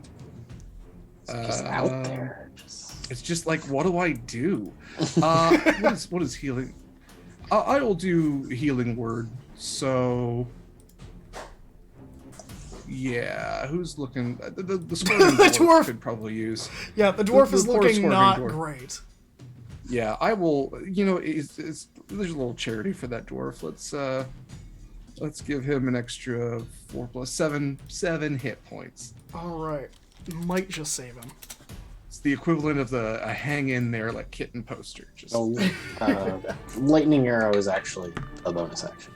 Oh. right. So that was my first bonus action, and then guiding bolt was the action Right. because I have 2 attacks. So because So lightning guiding arrow bolt is the counts as spell for the action. Then It's a bonus cast a action spell, is yeah. the. But in our rules, so as long as you have the bonus lightning action, arrow cast is the spell. to like create the lightning arrow, then you actually fire it as the attack. So that was an action, and Right. then the extra attack was guiding bolt with the healing word. So that is my 2 actions. So you're, So That's up you to wouldn't Graham, get you but- wouldn't get 2 bonus actions in a turn. You get 1. Well, with extra attack you should, right? No, you that's only ever just- get 1 bonus action. so You get that's- 2 Oh, okay. action Well, then actions. forget healing word. Forget Yeah, healing okay. word. Never mind. I'll just take away that 7, I think. Yeah. Yeah. Yeah, you should only get 1 bonus action per turn. also- but you This is get numerous action attack surge. That's actions what I'm thinking of. right. Extra attack only applies to like the you weapon take. attack. Yeah, it's just weapon That's attack. it. So like Okay. you wouldn't. I be was able to getting guiding mixed up bolt with either. action surge. Yeah. All good. Action surge is just so good though. To be real. Which brings us to the Bone Claw, and I've had it with Roll20 and digital dice. They have done me dirty today, and I'm gonna roll my dice. 'Cause Don't forget he has Bane. he does have Bane, and he does have Restrain, so I get to roll a Constitution saving throw. Guess roll a wisdom save. Also, against Spirit Guardians. Okay. Wisdom save is a 19. Dang, with the Bane? Oh, shoot. Bane, it is a 15. 20 necrotic damage. Alright. It is not looking great. Now for its Constitution saving throw. That is a 17, which will save from the Restraint. Well, what about Bane? Alright. Let's roll this. That is a -1. Still saves from a DC 15. And 2 attacks on the... Well, first attack is on the dwarf. It's going to hit. That's a 19 on the die. For a 26 to hit. I don't think I can possibly spare this dwarf. I don't think there's a... Wait, did you ban the attack roll? It won't matter. I can roll maximum on the Bane, and it is still over 20. Okay, that's fair. For 12, 20 on the die, plus 4, 24 damage. How much does Lori have? Yeah. So its claws cinch tight, it's still holding it, and with the other hand, it pierces through this dwarf's stomach and rips him apart. And drops him on the ground. So I'm guessing he doesn't get to make death saves. No. Not for NPCs. Well, we tried. Did you? Did you? No. So Bori Only is one. the- There's 5 more where that one came from. Yeah. And then this Bone Claw is going to make its second attack, and it is going to target the screaming Philly. They have their Or- own cleric. They're fine. Yeah. And it is going to roll a 8 plus 8 to hit. 16 will not suffice, so it swipes Great. and this dwarf dodges. What? Oh, Bane? I was. Yeah, yep. I already missed. I hate Bane. I hate it so much. That's it for its turn. Brain doesn't hate you. Ah. And that brings us to Sinra. Garak on deck.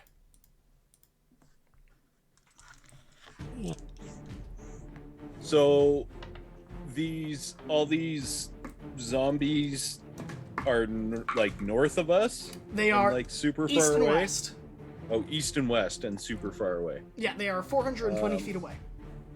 Sinra is going to.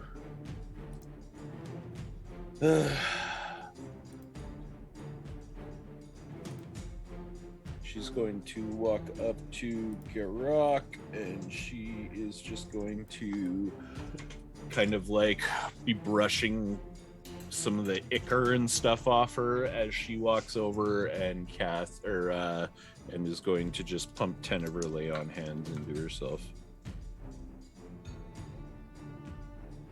All right, Garok is up. That Brodus is her on turn. deck. Is Garak currently within range of this guy? You are within 15 feet. Yeah. Yeah. So if you were to try and make a range attack, it would be a disadvantage. I think. Dagger Well, is you are not in fine, melee okay. range, but it is in melee range of you. I'm not sure if that Right. would. I can't remember how it works. I don't know. We'll rule it that yes, you would be at disadvantage because this thing can still hit you from where it is. In that case, I mean, I'd really like to kill it, but might take damage if I don't have to. He is just going to. He'll move forward and, I don't know, he'll try and crack his bone whip at it. So why not? He doesn't have disadvantage on a whip attack. So that's, what is that, +6? Big +6, baby, roll. 20. Hydrate, y'all. +6. Hydrate. Does a natural 1 hit? Yeah. But yeah, I mean, Then no. it dies instantly. Just blows up. So this thing isn't restrained or anything, right? No. Okay, so, well, that didn't work at all. Great. Grok tried his best. The end. Fair. Brodus, you are up. So we're gonna do some Eldritch blasting. Are you sure Uh, you can do that? Are I you mean, positive? I'm pretty dang sure, and I can split my beams. So we're gonna do 2 beams on the big guy, 1 beam on the small skelly mans. All right. Are you sure you don't want to put 2 on the Skelly Man to confirm a kill, so that we can put 1 on the board for you? No. Because All right. even That is if I not a- put 2 on the skeleton, there's no guarantee I kill it. There isn't. With your luck, I All can't right. guarantee anything. 2 on the big man. So All first right. one, crit. Oh my god. First Is this in. the first one? Wait, is that my Crit first one, all right? campaign? I think this might be your One. second. I think you might have critted on 1, like, skill check. Well, I mean, I guess that's fair. So the first one, which is a crit, is 9 damage. Okay. 9 doubled or just 9? Just 9. Okay. This thing is still standing. I roll great on the hit, but not well on the damage. The second is a 24 to hit. All right, roll damage. All right, Let's get some good vibes in the 3. air. Okay. Roll your attack on the skeleton. All right. Nat 1. So Okay. All right, there it is. So, describe how you do this. how I do my Nat 1? No. How you kill this bone, this creature of bone and ichor, and at the same time fail miserably. Oh, Because it You know- crumples under your spell. so Rose is really intensely focusing on this one, and he blasts 1, blasts 2. He thinks like, man, I got this. So he's like, you know what? I'm gonna look really cool if I hit the other one too. And just kind of sidearm, and no, it goes wide. It probably hits the building next to the skeleton. Zadar, you feel the rubble of the building that you're kind of hiding behind just shake as like parts of the rubble just shatter. Verban just yells at, Brodus, do better. Try harder. I killed the thing. I'm very proud of you. You got like 2 out of 3 that other time. I saw that. Yeah. Good shot, kid. Don't get cocky. But yeah, so the crit, the other one, yeah, I don't really need to use a bark inspiration for one skeleton, so I'm done. All right, so now you are up. There's one skeleton left within a 60-foot radius. Great. Within a 60-foot radius. Weird. Oh, because of all other things far away. Yeah, so how much movement would it take for Zadar to scale up this wall he's standing next to? You have, what, 30 feet of movement? That's like 40. 5 feet?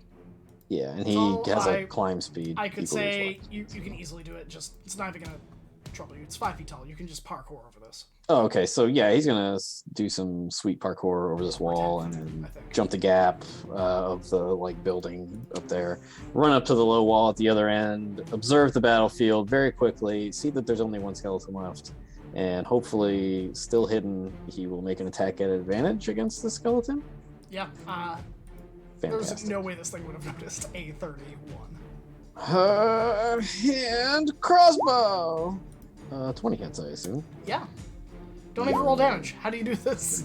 He just, I don't know, he like shoots it's the hip, the whole hip bone. That's a big bone, right? Yeah. A big old hip bone just Femur? comes out, and I mean, that's the support beam. That's a load-bearing hip. So the whole Exactly thing. what doctors say. Yeah. The hip bone is the support Zed's a beam of the doctor. body. The Yeah. load-bearing hip. Well, Yes. he's not a doctor, but he's like a doctor. He Yeah, knows. the structural integrity of this whole body is just compromised as soon as the hip Yep, goes. he knows all about skeletons and how to turn them off. So he shuts down these bones. They're done. They're out. They're out of here. And then the skeleton's down, and I guess it's evident that there's like hundreds of skeletons approaching them from the left and right. Yeah, there's a lot. Like, Yeah. So, could not eyeball how many there are as more and more begin to rise. so it seems like we can either go back to where we came from and fight them in the tunnels, or could continue toward our goal. To avoid these things. So Zed's going to shout, we need to keep moving. That way. And he points north. Then that's the end of his turn. I'll take you out of initiative order for the moment. Because you've got... I'll say you have about 18 seconds worth of dialogue before the first skeletons kind of get to where you are. Right. So Maybe 24 seconds. Zed would try to instill a sense of urgency in everybody that we need to get out of here because we're going to get overwhelmed. So by saying 24 seconds of dialogue, do you mean I can move 4 times? Yeah, I'm saying... Oh, I think you might have been Yes, muted. I there. am saying you've got about 4 turns worth of whatever you want to do. Okay. Before we have to start moving, or do No, we have before to you will get put back in combat. Okay, so Okay. yeah. Well, Verban is going to try to get in the center of everybody and use his newfangled staff of healing for a mass cure wounds. So who do you think the worst of the worst off are? I'm guessing Sinra, Garak. I was going to guess Borg. The Or, dead yeah, guy? Yeah. He's doing fine. He's dead. He's got no problems. Yeah, I get 6 folks. So if Not- that is, Yeah, Not Garak. me. hasn't taken any damage. So. I haven't either. yeah, I was gonna say okay. Then it'll be me, Sinra, Garak, and then three dwarves. So I'll do the 3d8 plus 3. I'll let you know what that is in just a second. I think Kier is heading north, but is going to skirt to the far side. And as soon as she feels like any of these zombies might be getting within her call lightning range as she's walking towards wherever entrance we're going to. She's just gonna like be bringing it down as often as she can and taking it lasts for 10 minutes, so she's got lots of time to be bringing lightning down on these fools. And 16 hit points back to y'all. 16 hit points. All right. Brodus is going to be taking his 4 turns to sprint for a total of 200 feet. Right? No. 4, no. 25, 50. Yeah, 200 feet. I'm off work. Math doesn't matter. Hell, Zed math will- doesn't matter when I'm at work. Zed will also go north and try and dart from cover to cover, and Garak will do whatever Sinra does. Fair. Yeah, Sinra will be going north as well. Yeah. Mhm. You see Millie and Philly run over to the corpse of Bori. They look over them frantically, look to the skeletons, and then Millie starts rummaging through Bori's backpack, grabs the backpack off the body, and wraps it around her shield arm and starts running. And the other dwarves continue. After maybe like 12 seconds of running, the dwarves, including Brodus, there is a significant distance between the rest of you running and the dwarves. I was gonna say, There would be Verban is that. hanging back. He's making sure that everybody's kind of corralled together. And if the dwarves are taking a second, he's also going to grab a few loose dragon teeth and claws and whatnot if he has a second to do so. Sure. Since it's kind of cobbled together, if he's going to pry anything loose, he's not doing that. But yeah, he's grabbing some bones and whatnot. Yeah, we'll say roll me a sleight of hand check, I guess. Yeah, Kier would have been sticking with Verban and just walking and casually lightning things. That 23. Okay. We'll say you can get a dragon claw, dragon tooth, and 2 rib bones. Could he snap the rest of that jawbone off? Because it was already kind of... Yeah, I mean, if you want to take a few seconds, if you would rather just get a whole part of the jaw. Yeah, I mean, honestly, the rib bones a little less so interesting. These are trophies. Okay, yeah. You can definitely cut the rest of that wire really quick and get the bottom jaw.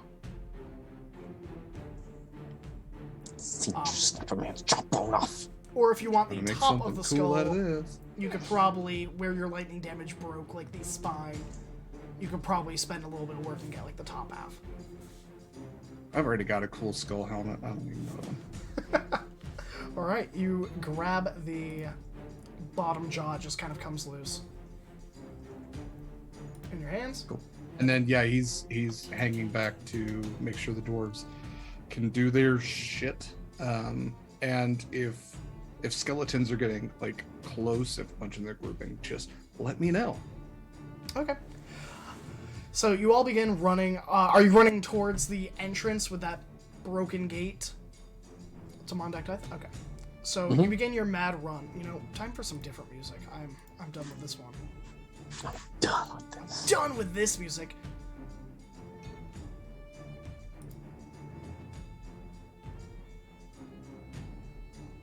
All right. This is what happens when you do too many tabs.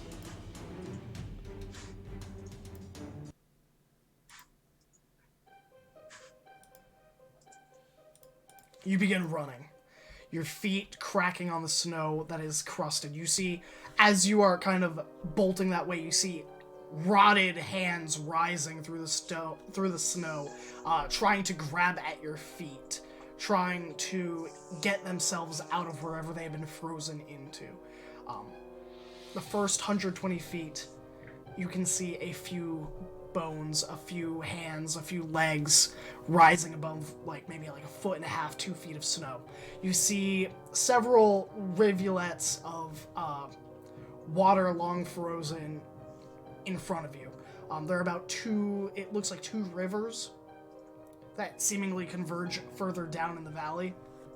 are frozen over. There doesn't look to be many skeletons on it. Your path is still kind of clear as you begin running. And we're going to take our break and get right back to it. So we're going to take a 6-minute break, and then we will be right back with whatever is going to happen next. So don't go anywhere. We definitely won't.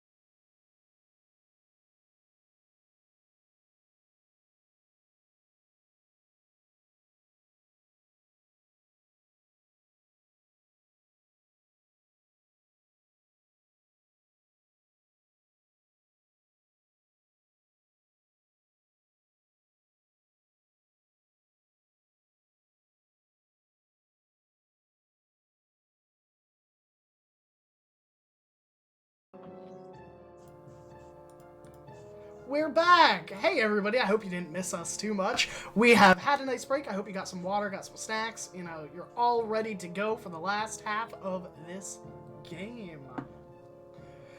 So, where last we joined our party, they were making a mad dash towards Mondag Tithe, the abandoned and dragon-infested, we'll say, ancient homeland of the Crystal Cavern Dwarves. They had just defeated these two entities that were much akin to the ones that killed their companion Ning. Skeletons have begun to rise and crawl out of the snowy valley that surrounds them as they begin to run, hot on their heels, as the sound of bones clacking and old dwarven boots crunching in the snow as they begin to funnel towards you.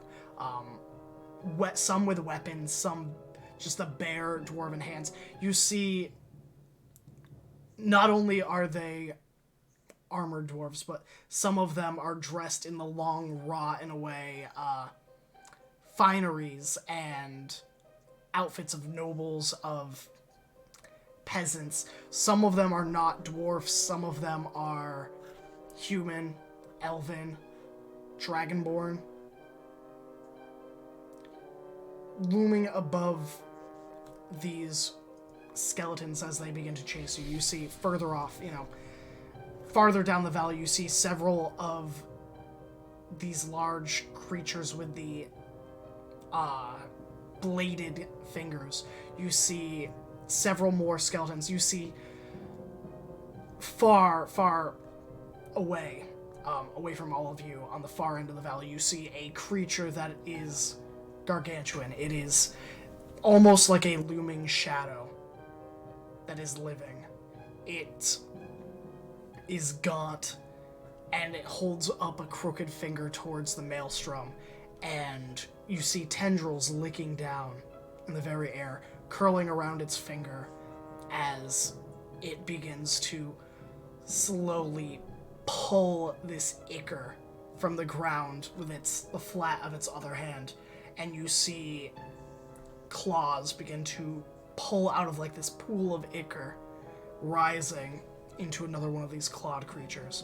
It does not seem interested in any of you. And you keep running. The skeleton's hot on your heel. You see the gate. It is about 800 feet away from you in front. The gate itself is like 80 feet wide and about 100 feet tall, or at least that's what it would have been in its heyday. It has been since ripped off its hinges. You see the flat, what looks to be like almost like a ironwood from Telbanon, seems to be piled on rubble. You see claw marks gouged in the stone itself, as well as darkening on the stone from what must have been a breath or a magical effect of some kind.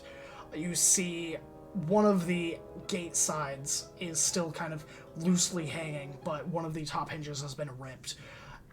Into the depths, there is nothing but darkness.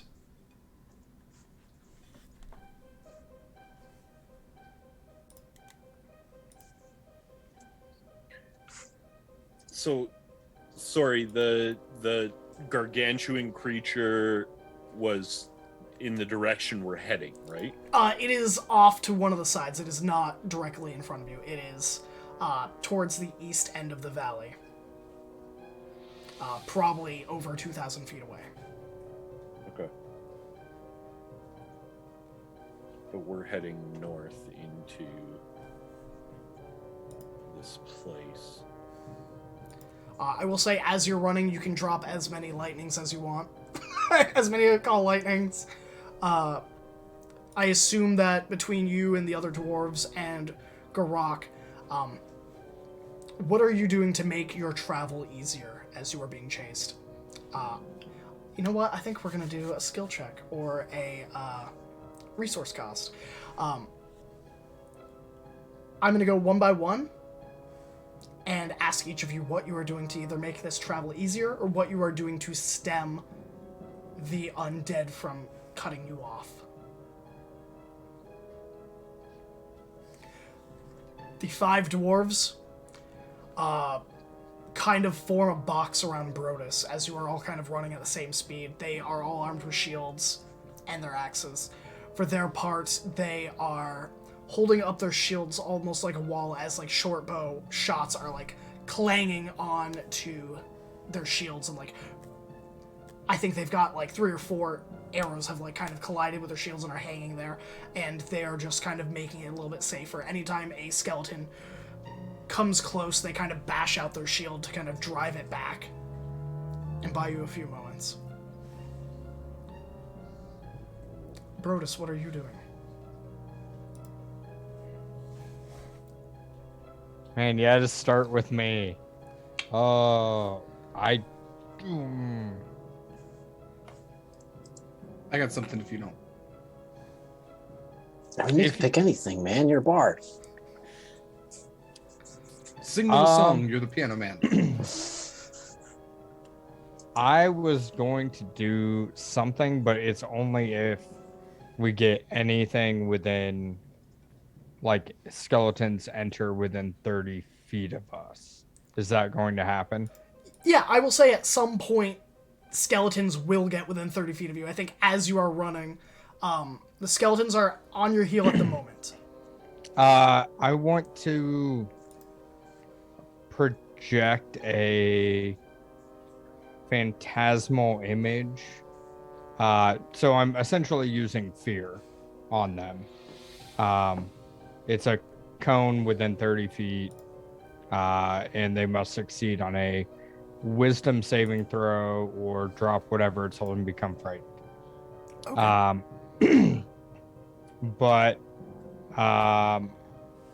And I want to have it be almost look like a phantasmal image of, well, it says of a creature's worst fear. I don't know what the skeleton's worst fear is per se, but let's make it like, something radiant. Let's make it like an angel or something. All right, I like this. Funny enough, skeletons are not immune to the fear effect. By the way, I just looked. I was like, what? Skeleton's worst fear is a dog. They love bones. Yeah. You just see, yeah. So this radiant creature kind of, I think your illusion drops this 6-winged angelic being. Its body, its skin made of gold, and its eyes this pale, illuminated white. In its hand is this radiant sword that kind of burns with a holy intensity, and in its left is like a scale made of gold. And No, Graham, in its left is a Pomeranian. I was gonna say it's just Verban. You come to Thunderjugs? Maybe? I give you a discount. Buy one, get one free. And it kind of slams down to the ground, your illusion creating these like shatter of and rise of like the snow as it kind of lands. And you see a group of these skeletons stop in their tracks, like 15 of them, and they just stop and they do not move forward past this individual or closer to you. All right, Verban.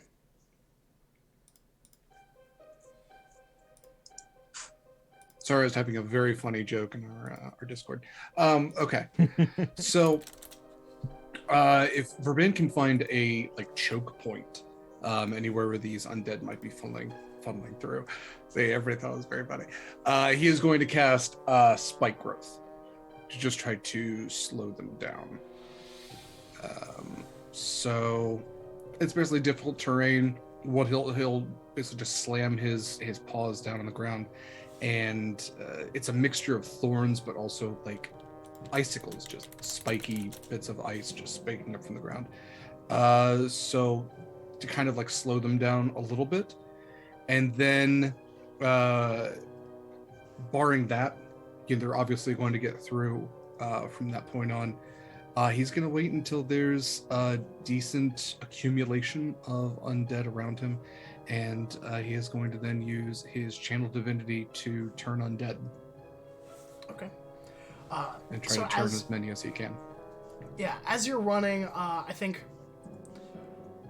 at one point there is rubble that seems to have been piled up into like an avenue. So whether it was like a watchtower and, the top part of the watchtower at some point just kind of fell over or was maybe destroyed, it has formed kind of like this alleyway between them, and like undead start coming through there, and you summon the icicles that begin to block it and begin to causing them to have to run around the rest of the structure with your spell. And as they finally begin to at one point begin to cut you all off, your radiant power of turn undead begins to push them away, and like a blotted horde, if you were looking at like a sky view, you'd see them begin to peel in and then see like a light, and it kind of pushes this blob out away from all of you, if not for but a moment, as more undead unaffected by your spell begin to encroach back. Zadar, Kier? Kier's using the call lightning. Alright. So that'll run out, I think it's a minute? 10 minutes. 10 minutes. Yeah, you're good until you reach the door, if that's what you'd like to do. And I think Sinra is going to pop a few uses of her divine sense as she's kind of leading the charge, just to pick out like areas where there's less of the skeletons, because you said they're coming up in front of the ground in front of us as well. So she'll pop her divine sense every like couple minutes or however long it takes to find like the path of least resistance and guide the group as safely as possible, so we don't have so many of them popping up in front of us. All right. And Zadar, I think he'll try to do something weird. Maybe he's got an obscene amount of rope.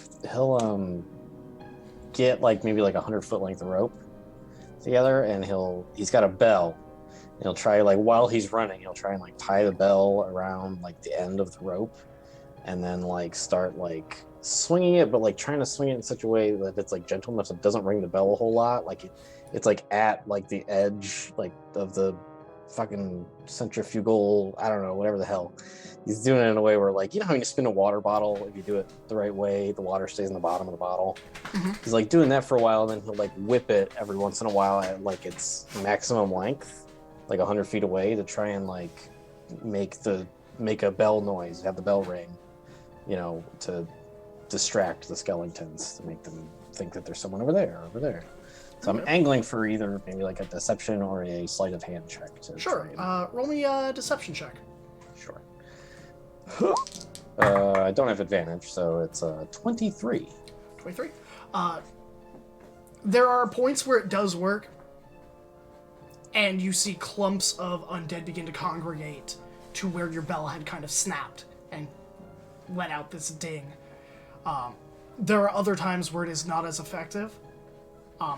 It works maybe the first 4 times, but on the 5th, if some entity is controlling these undead, it has grown wise.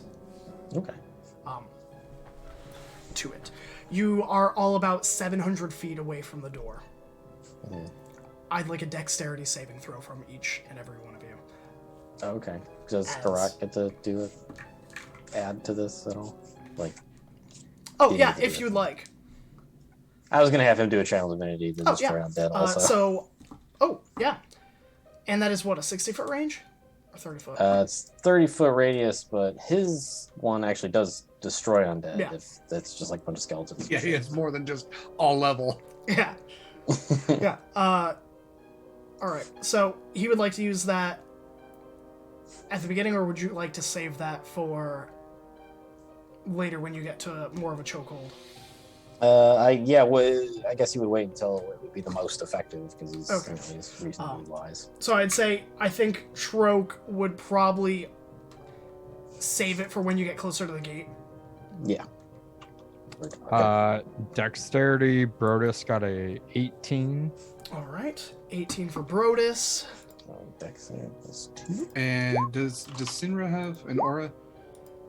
I don't think she has enough levels in Paladin for it. Okay. Verban got a 25. 25? Zadar. So Garat got a 15, and Zadar will roll also not at advantage. I don't know why I still have to check, but I got a 19. 19. All right, so that's anyone roll below a 15.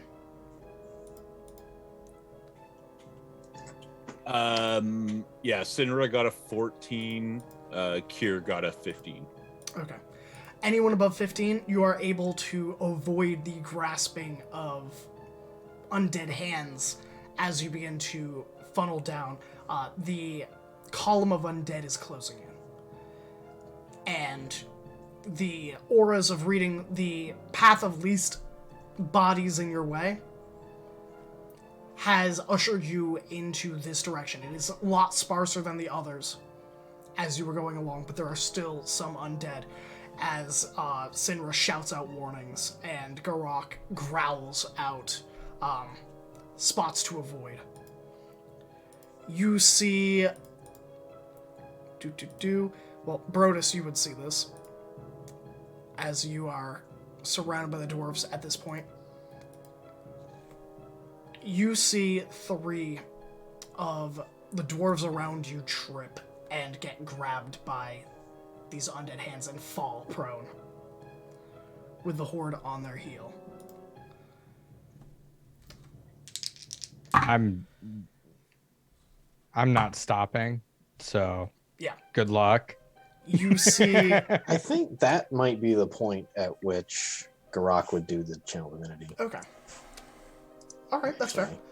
So, as these undead begin to swarm and almost encompass and engulf these 3 dwarves, burying them under a, horde of bodies, the radiance Garak channels comes out, and they all the undead close to them shatter, giving these 3 dwarves enough time to get on their feet and start running again.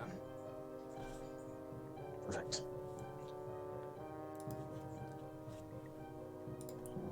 As you begin to funnel in, skeletons begin to close in. In front of you, at first there was like 60 feet of open, like, traversing. It is down to like 30, 20. As you are formed into a line, the gate is ever closer. You see in front of you, a moat of water. The last river. You're able to get over the first one easily enough. I'm going to need one last dexterity check from everyone. You are either going to... I will say this. If you have a way to avoid running on the ice, you don't need to make the roll. If you are running over the ice, you will need to make a roll to avoid slipping or to account for how much you have to slow down to maintain your footing. How wide is this moat?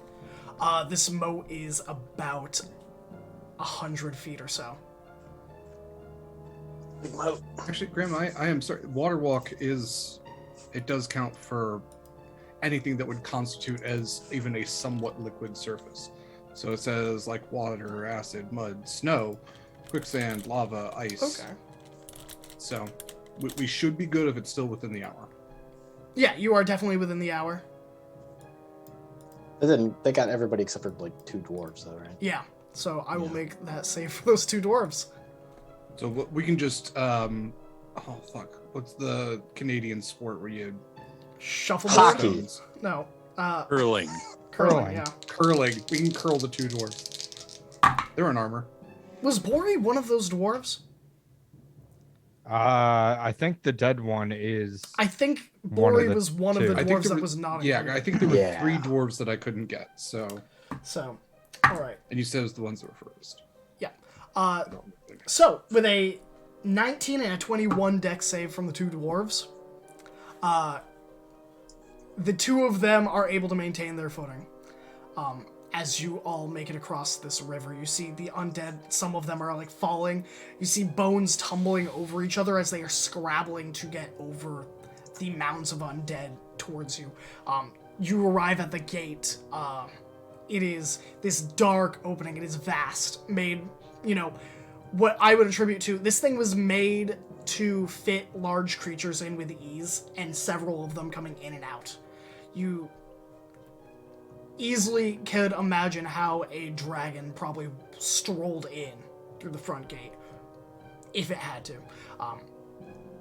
or if it had to get out. You begin to run in. In front of you, everything is dark. As you crest over the gate itself, there is a palpable scent of death and of decay and of long moldered bodies. But there is also a stillness as you can see the dust setting on the rocks and the rubble. To your left and to your right, it looks like there were guard housings that have collapsed. There is rubble blocking the entranceways from left and right. You continue forward, the undead following down these tunnels. You are in this vast entryway. The cavern ceiling is about 600 feet above you. And it opens up into this vast room. The room itself is 500 feet by like 500 feet, and seems to spread out into several adjoining entry rooms, and it seems to widen. Can I get a perception check from everyone? Just a quick question. The entrance we come in, about how big is the entrance? So it is about 100 feet tall and about 60 feet wide for the gate. Okay.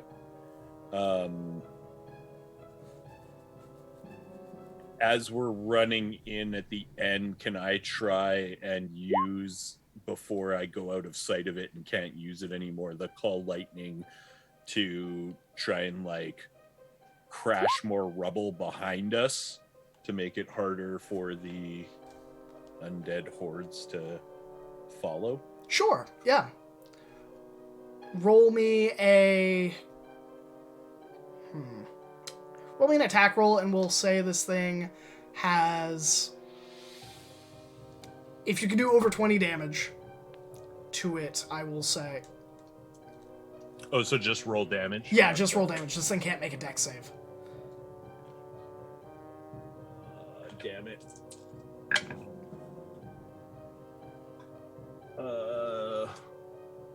I rolled 19 damage. Oh!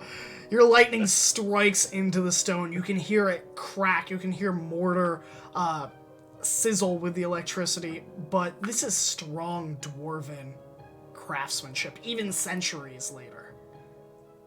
And it holds strong.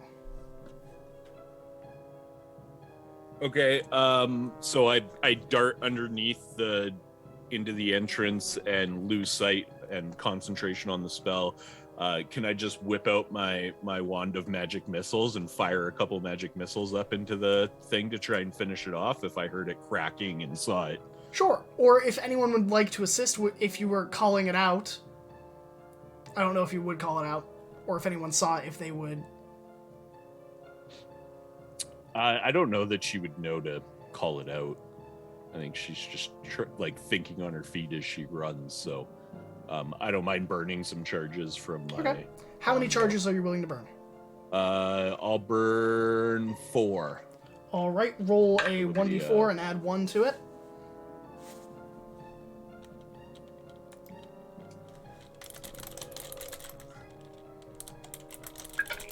I rolled a 3, so that's 4. All right, so that's 4 damage and 3 darts, 4 darts, 5 darts, 6 darts, 7 darts. So 28 damage. Yeah. As these missiles spark out from your wand and collide with that overhead rock, you see a crack form. The second one hits. You see it widen. The third and fourth hit right near it. The fifth hits along to the left of it, establishing another crack. The sixth, hitting in that same exact spot, you see pebbles and you see small splinters of the rock begin to fall. The seventh one hits, and rocks begin to come down, crushing several of the skeletons and forming almost maybe about 15 feet high of rubble as it begins to kind of cave in. a bit between that inner gate that's still hanging by its hinges. There are still skeletons crawling over it, but they are slowed. And perception check from everybody. 16 for Brodus. 27. The 20, Garak got a 23. Natural 20 for a 24. And Derek, what was yours? 27. 27. Right. Start with Brodus.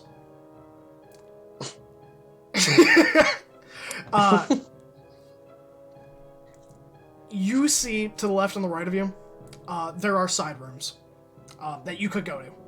You could split up, but you don't see a lot. Kier, Zadar, Garak, you see in front of you, about 400 feet, you see several small doors. You don't know where they lead, but it looks like they are made of stone and could be opened or closed. Whether or not they lead into dead ends or whether they lead into other hallways remains to be seen, but, you know, there are alleyways. Verban, with a 28, you see what you assume is about 400, 500 feet away. And I believe you have advantage on checks for stealth? That was. Or not I mean, stealth, I rolled a 20 on the first one, but he has the eyes of the eagle. Okay, yeah.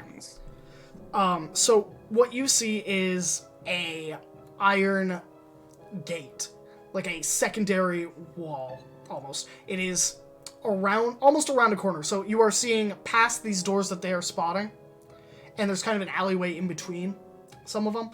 But you see the rungs, the wooden rungs of like where you would pull open a drawbridge or open a gate or close it.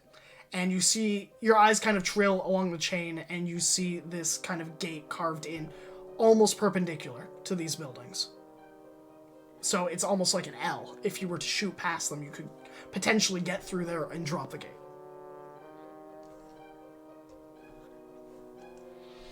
Okay, well, that's what he's gonna do then.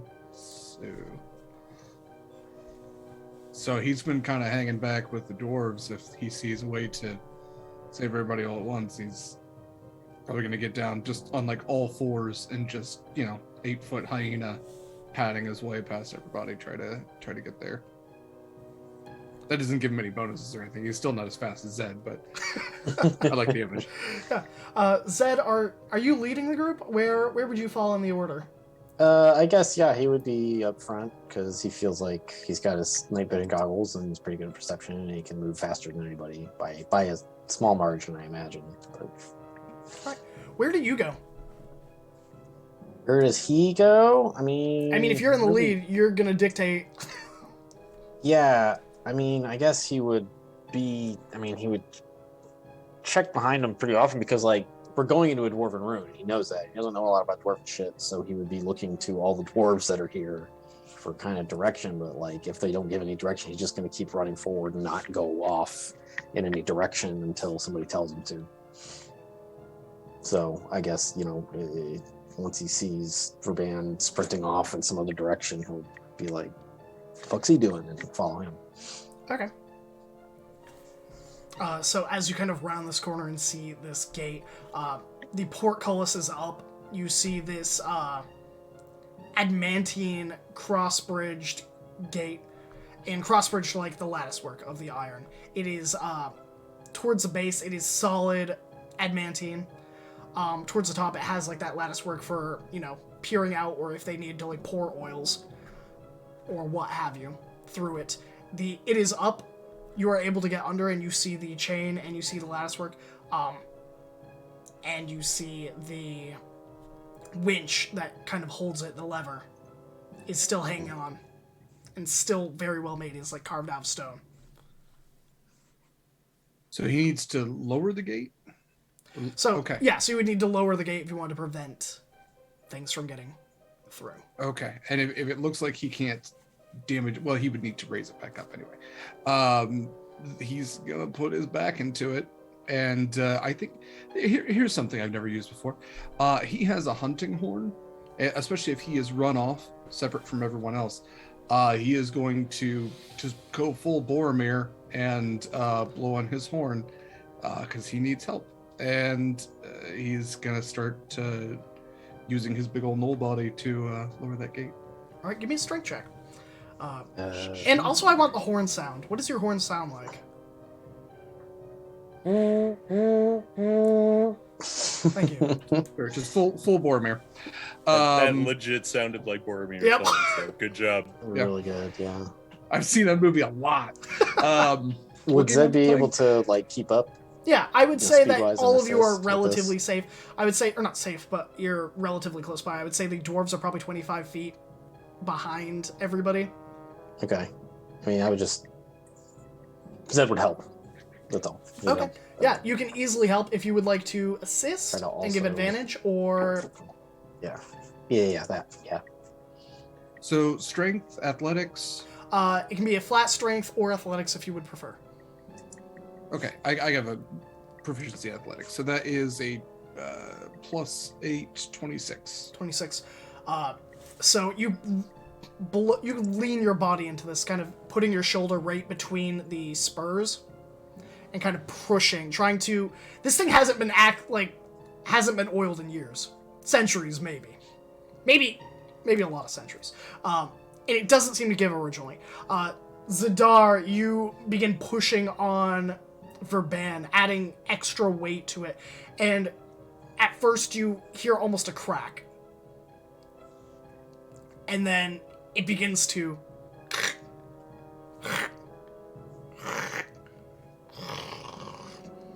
as it begins to move. And the gate corresponding... Are you dropping it, or are you lifting it? I'm assuming you're dropping it. Yeah, he's just trying to get everybody through, and then they can... Okay. Yeah. Everybody else can deal with it from there. Yeah, so it begins to give, and you see the gate shudder for a moment, and it slowly, foot by foot, is descending. The dwarves are about 25 feet away. You and Zadar are on the far side. Kier quickly gets under.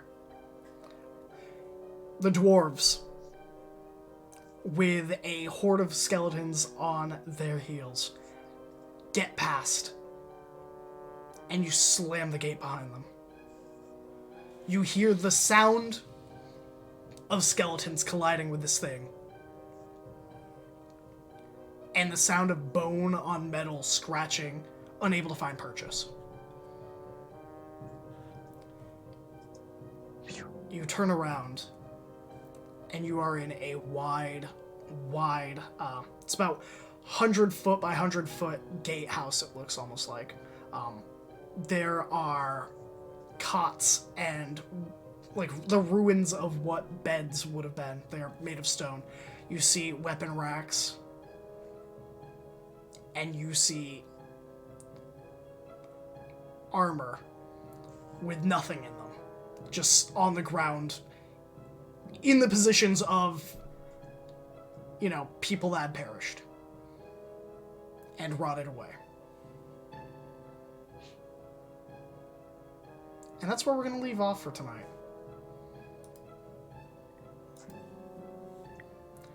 So, without further ado, I would love to hear 3 things from all of my players.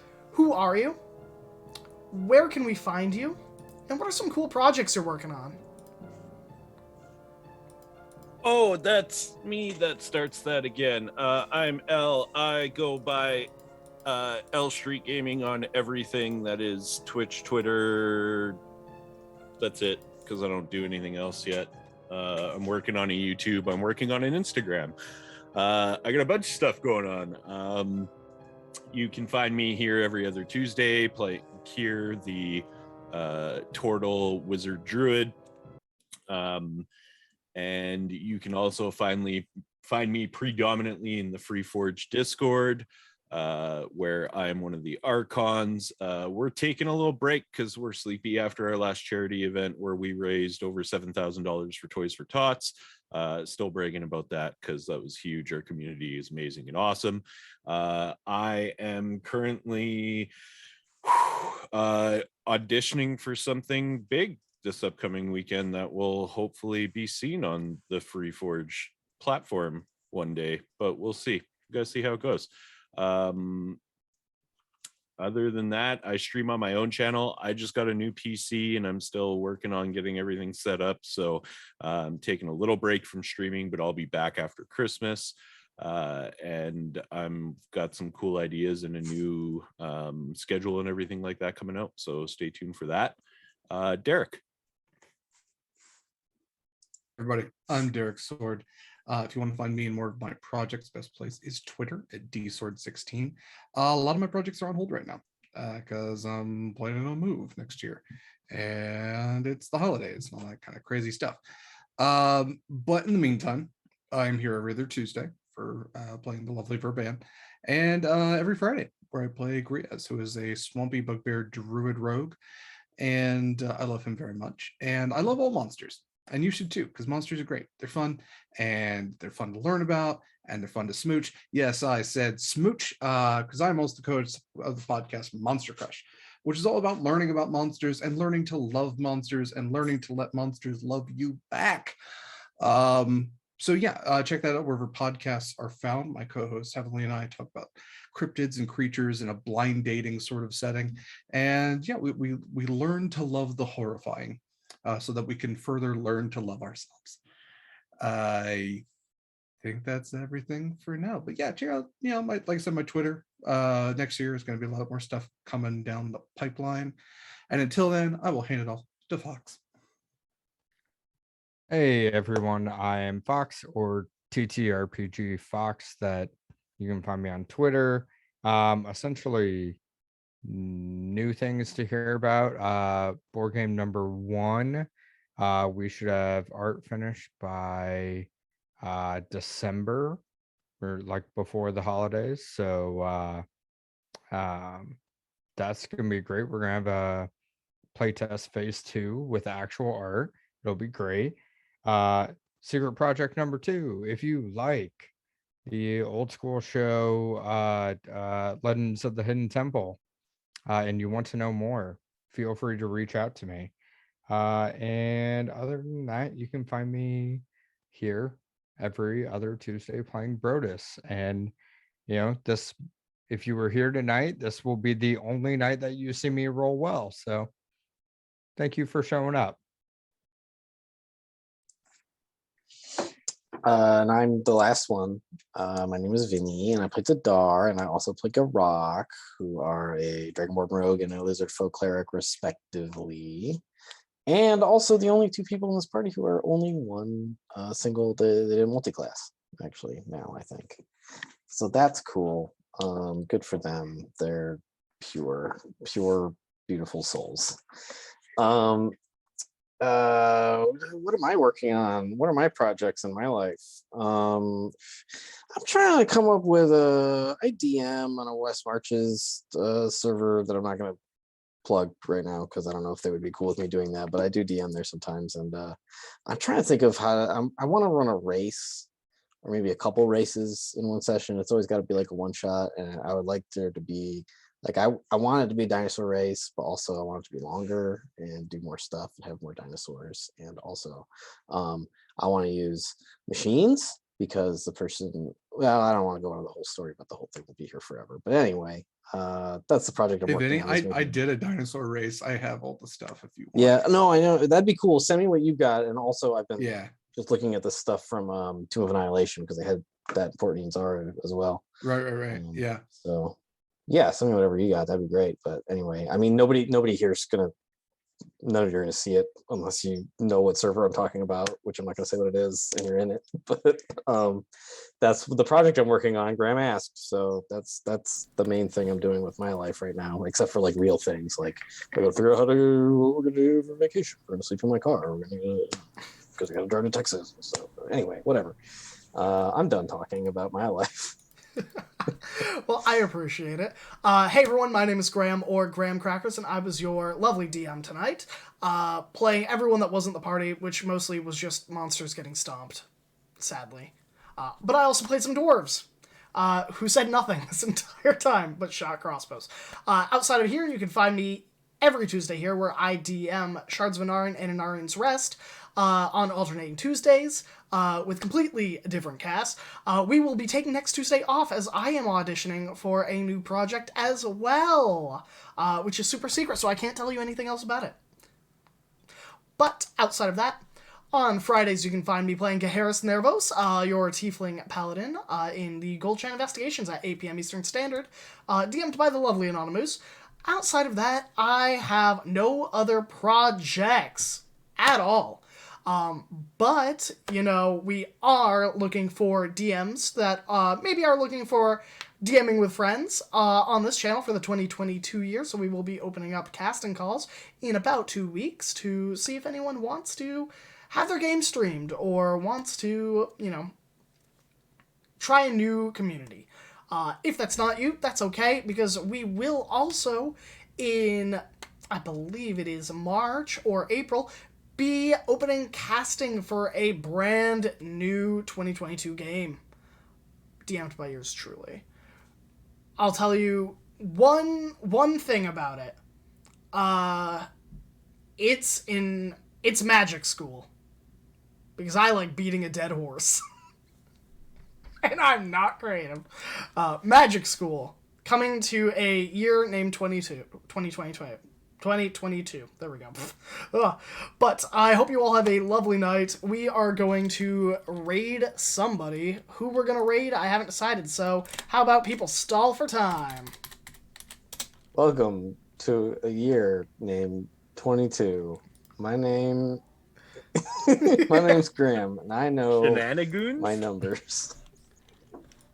And who else is what, on? Graham, what are we raiding with today? We are going to raid Going Crit RPG, who are playing some D&D, some tabletop role-playing games, and we are going to spam Graham Love, or say, what if we all just say,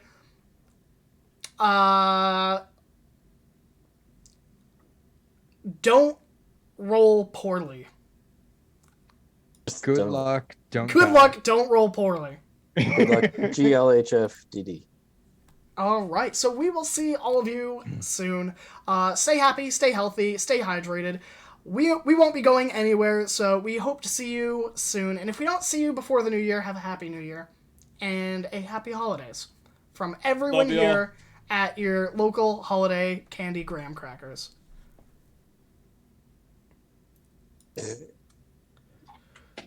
So, get ready to hype them up and tell them to have a good time. Bye for now.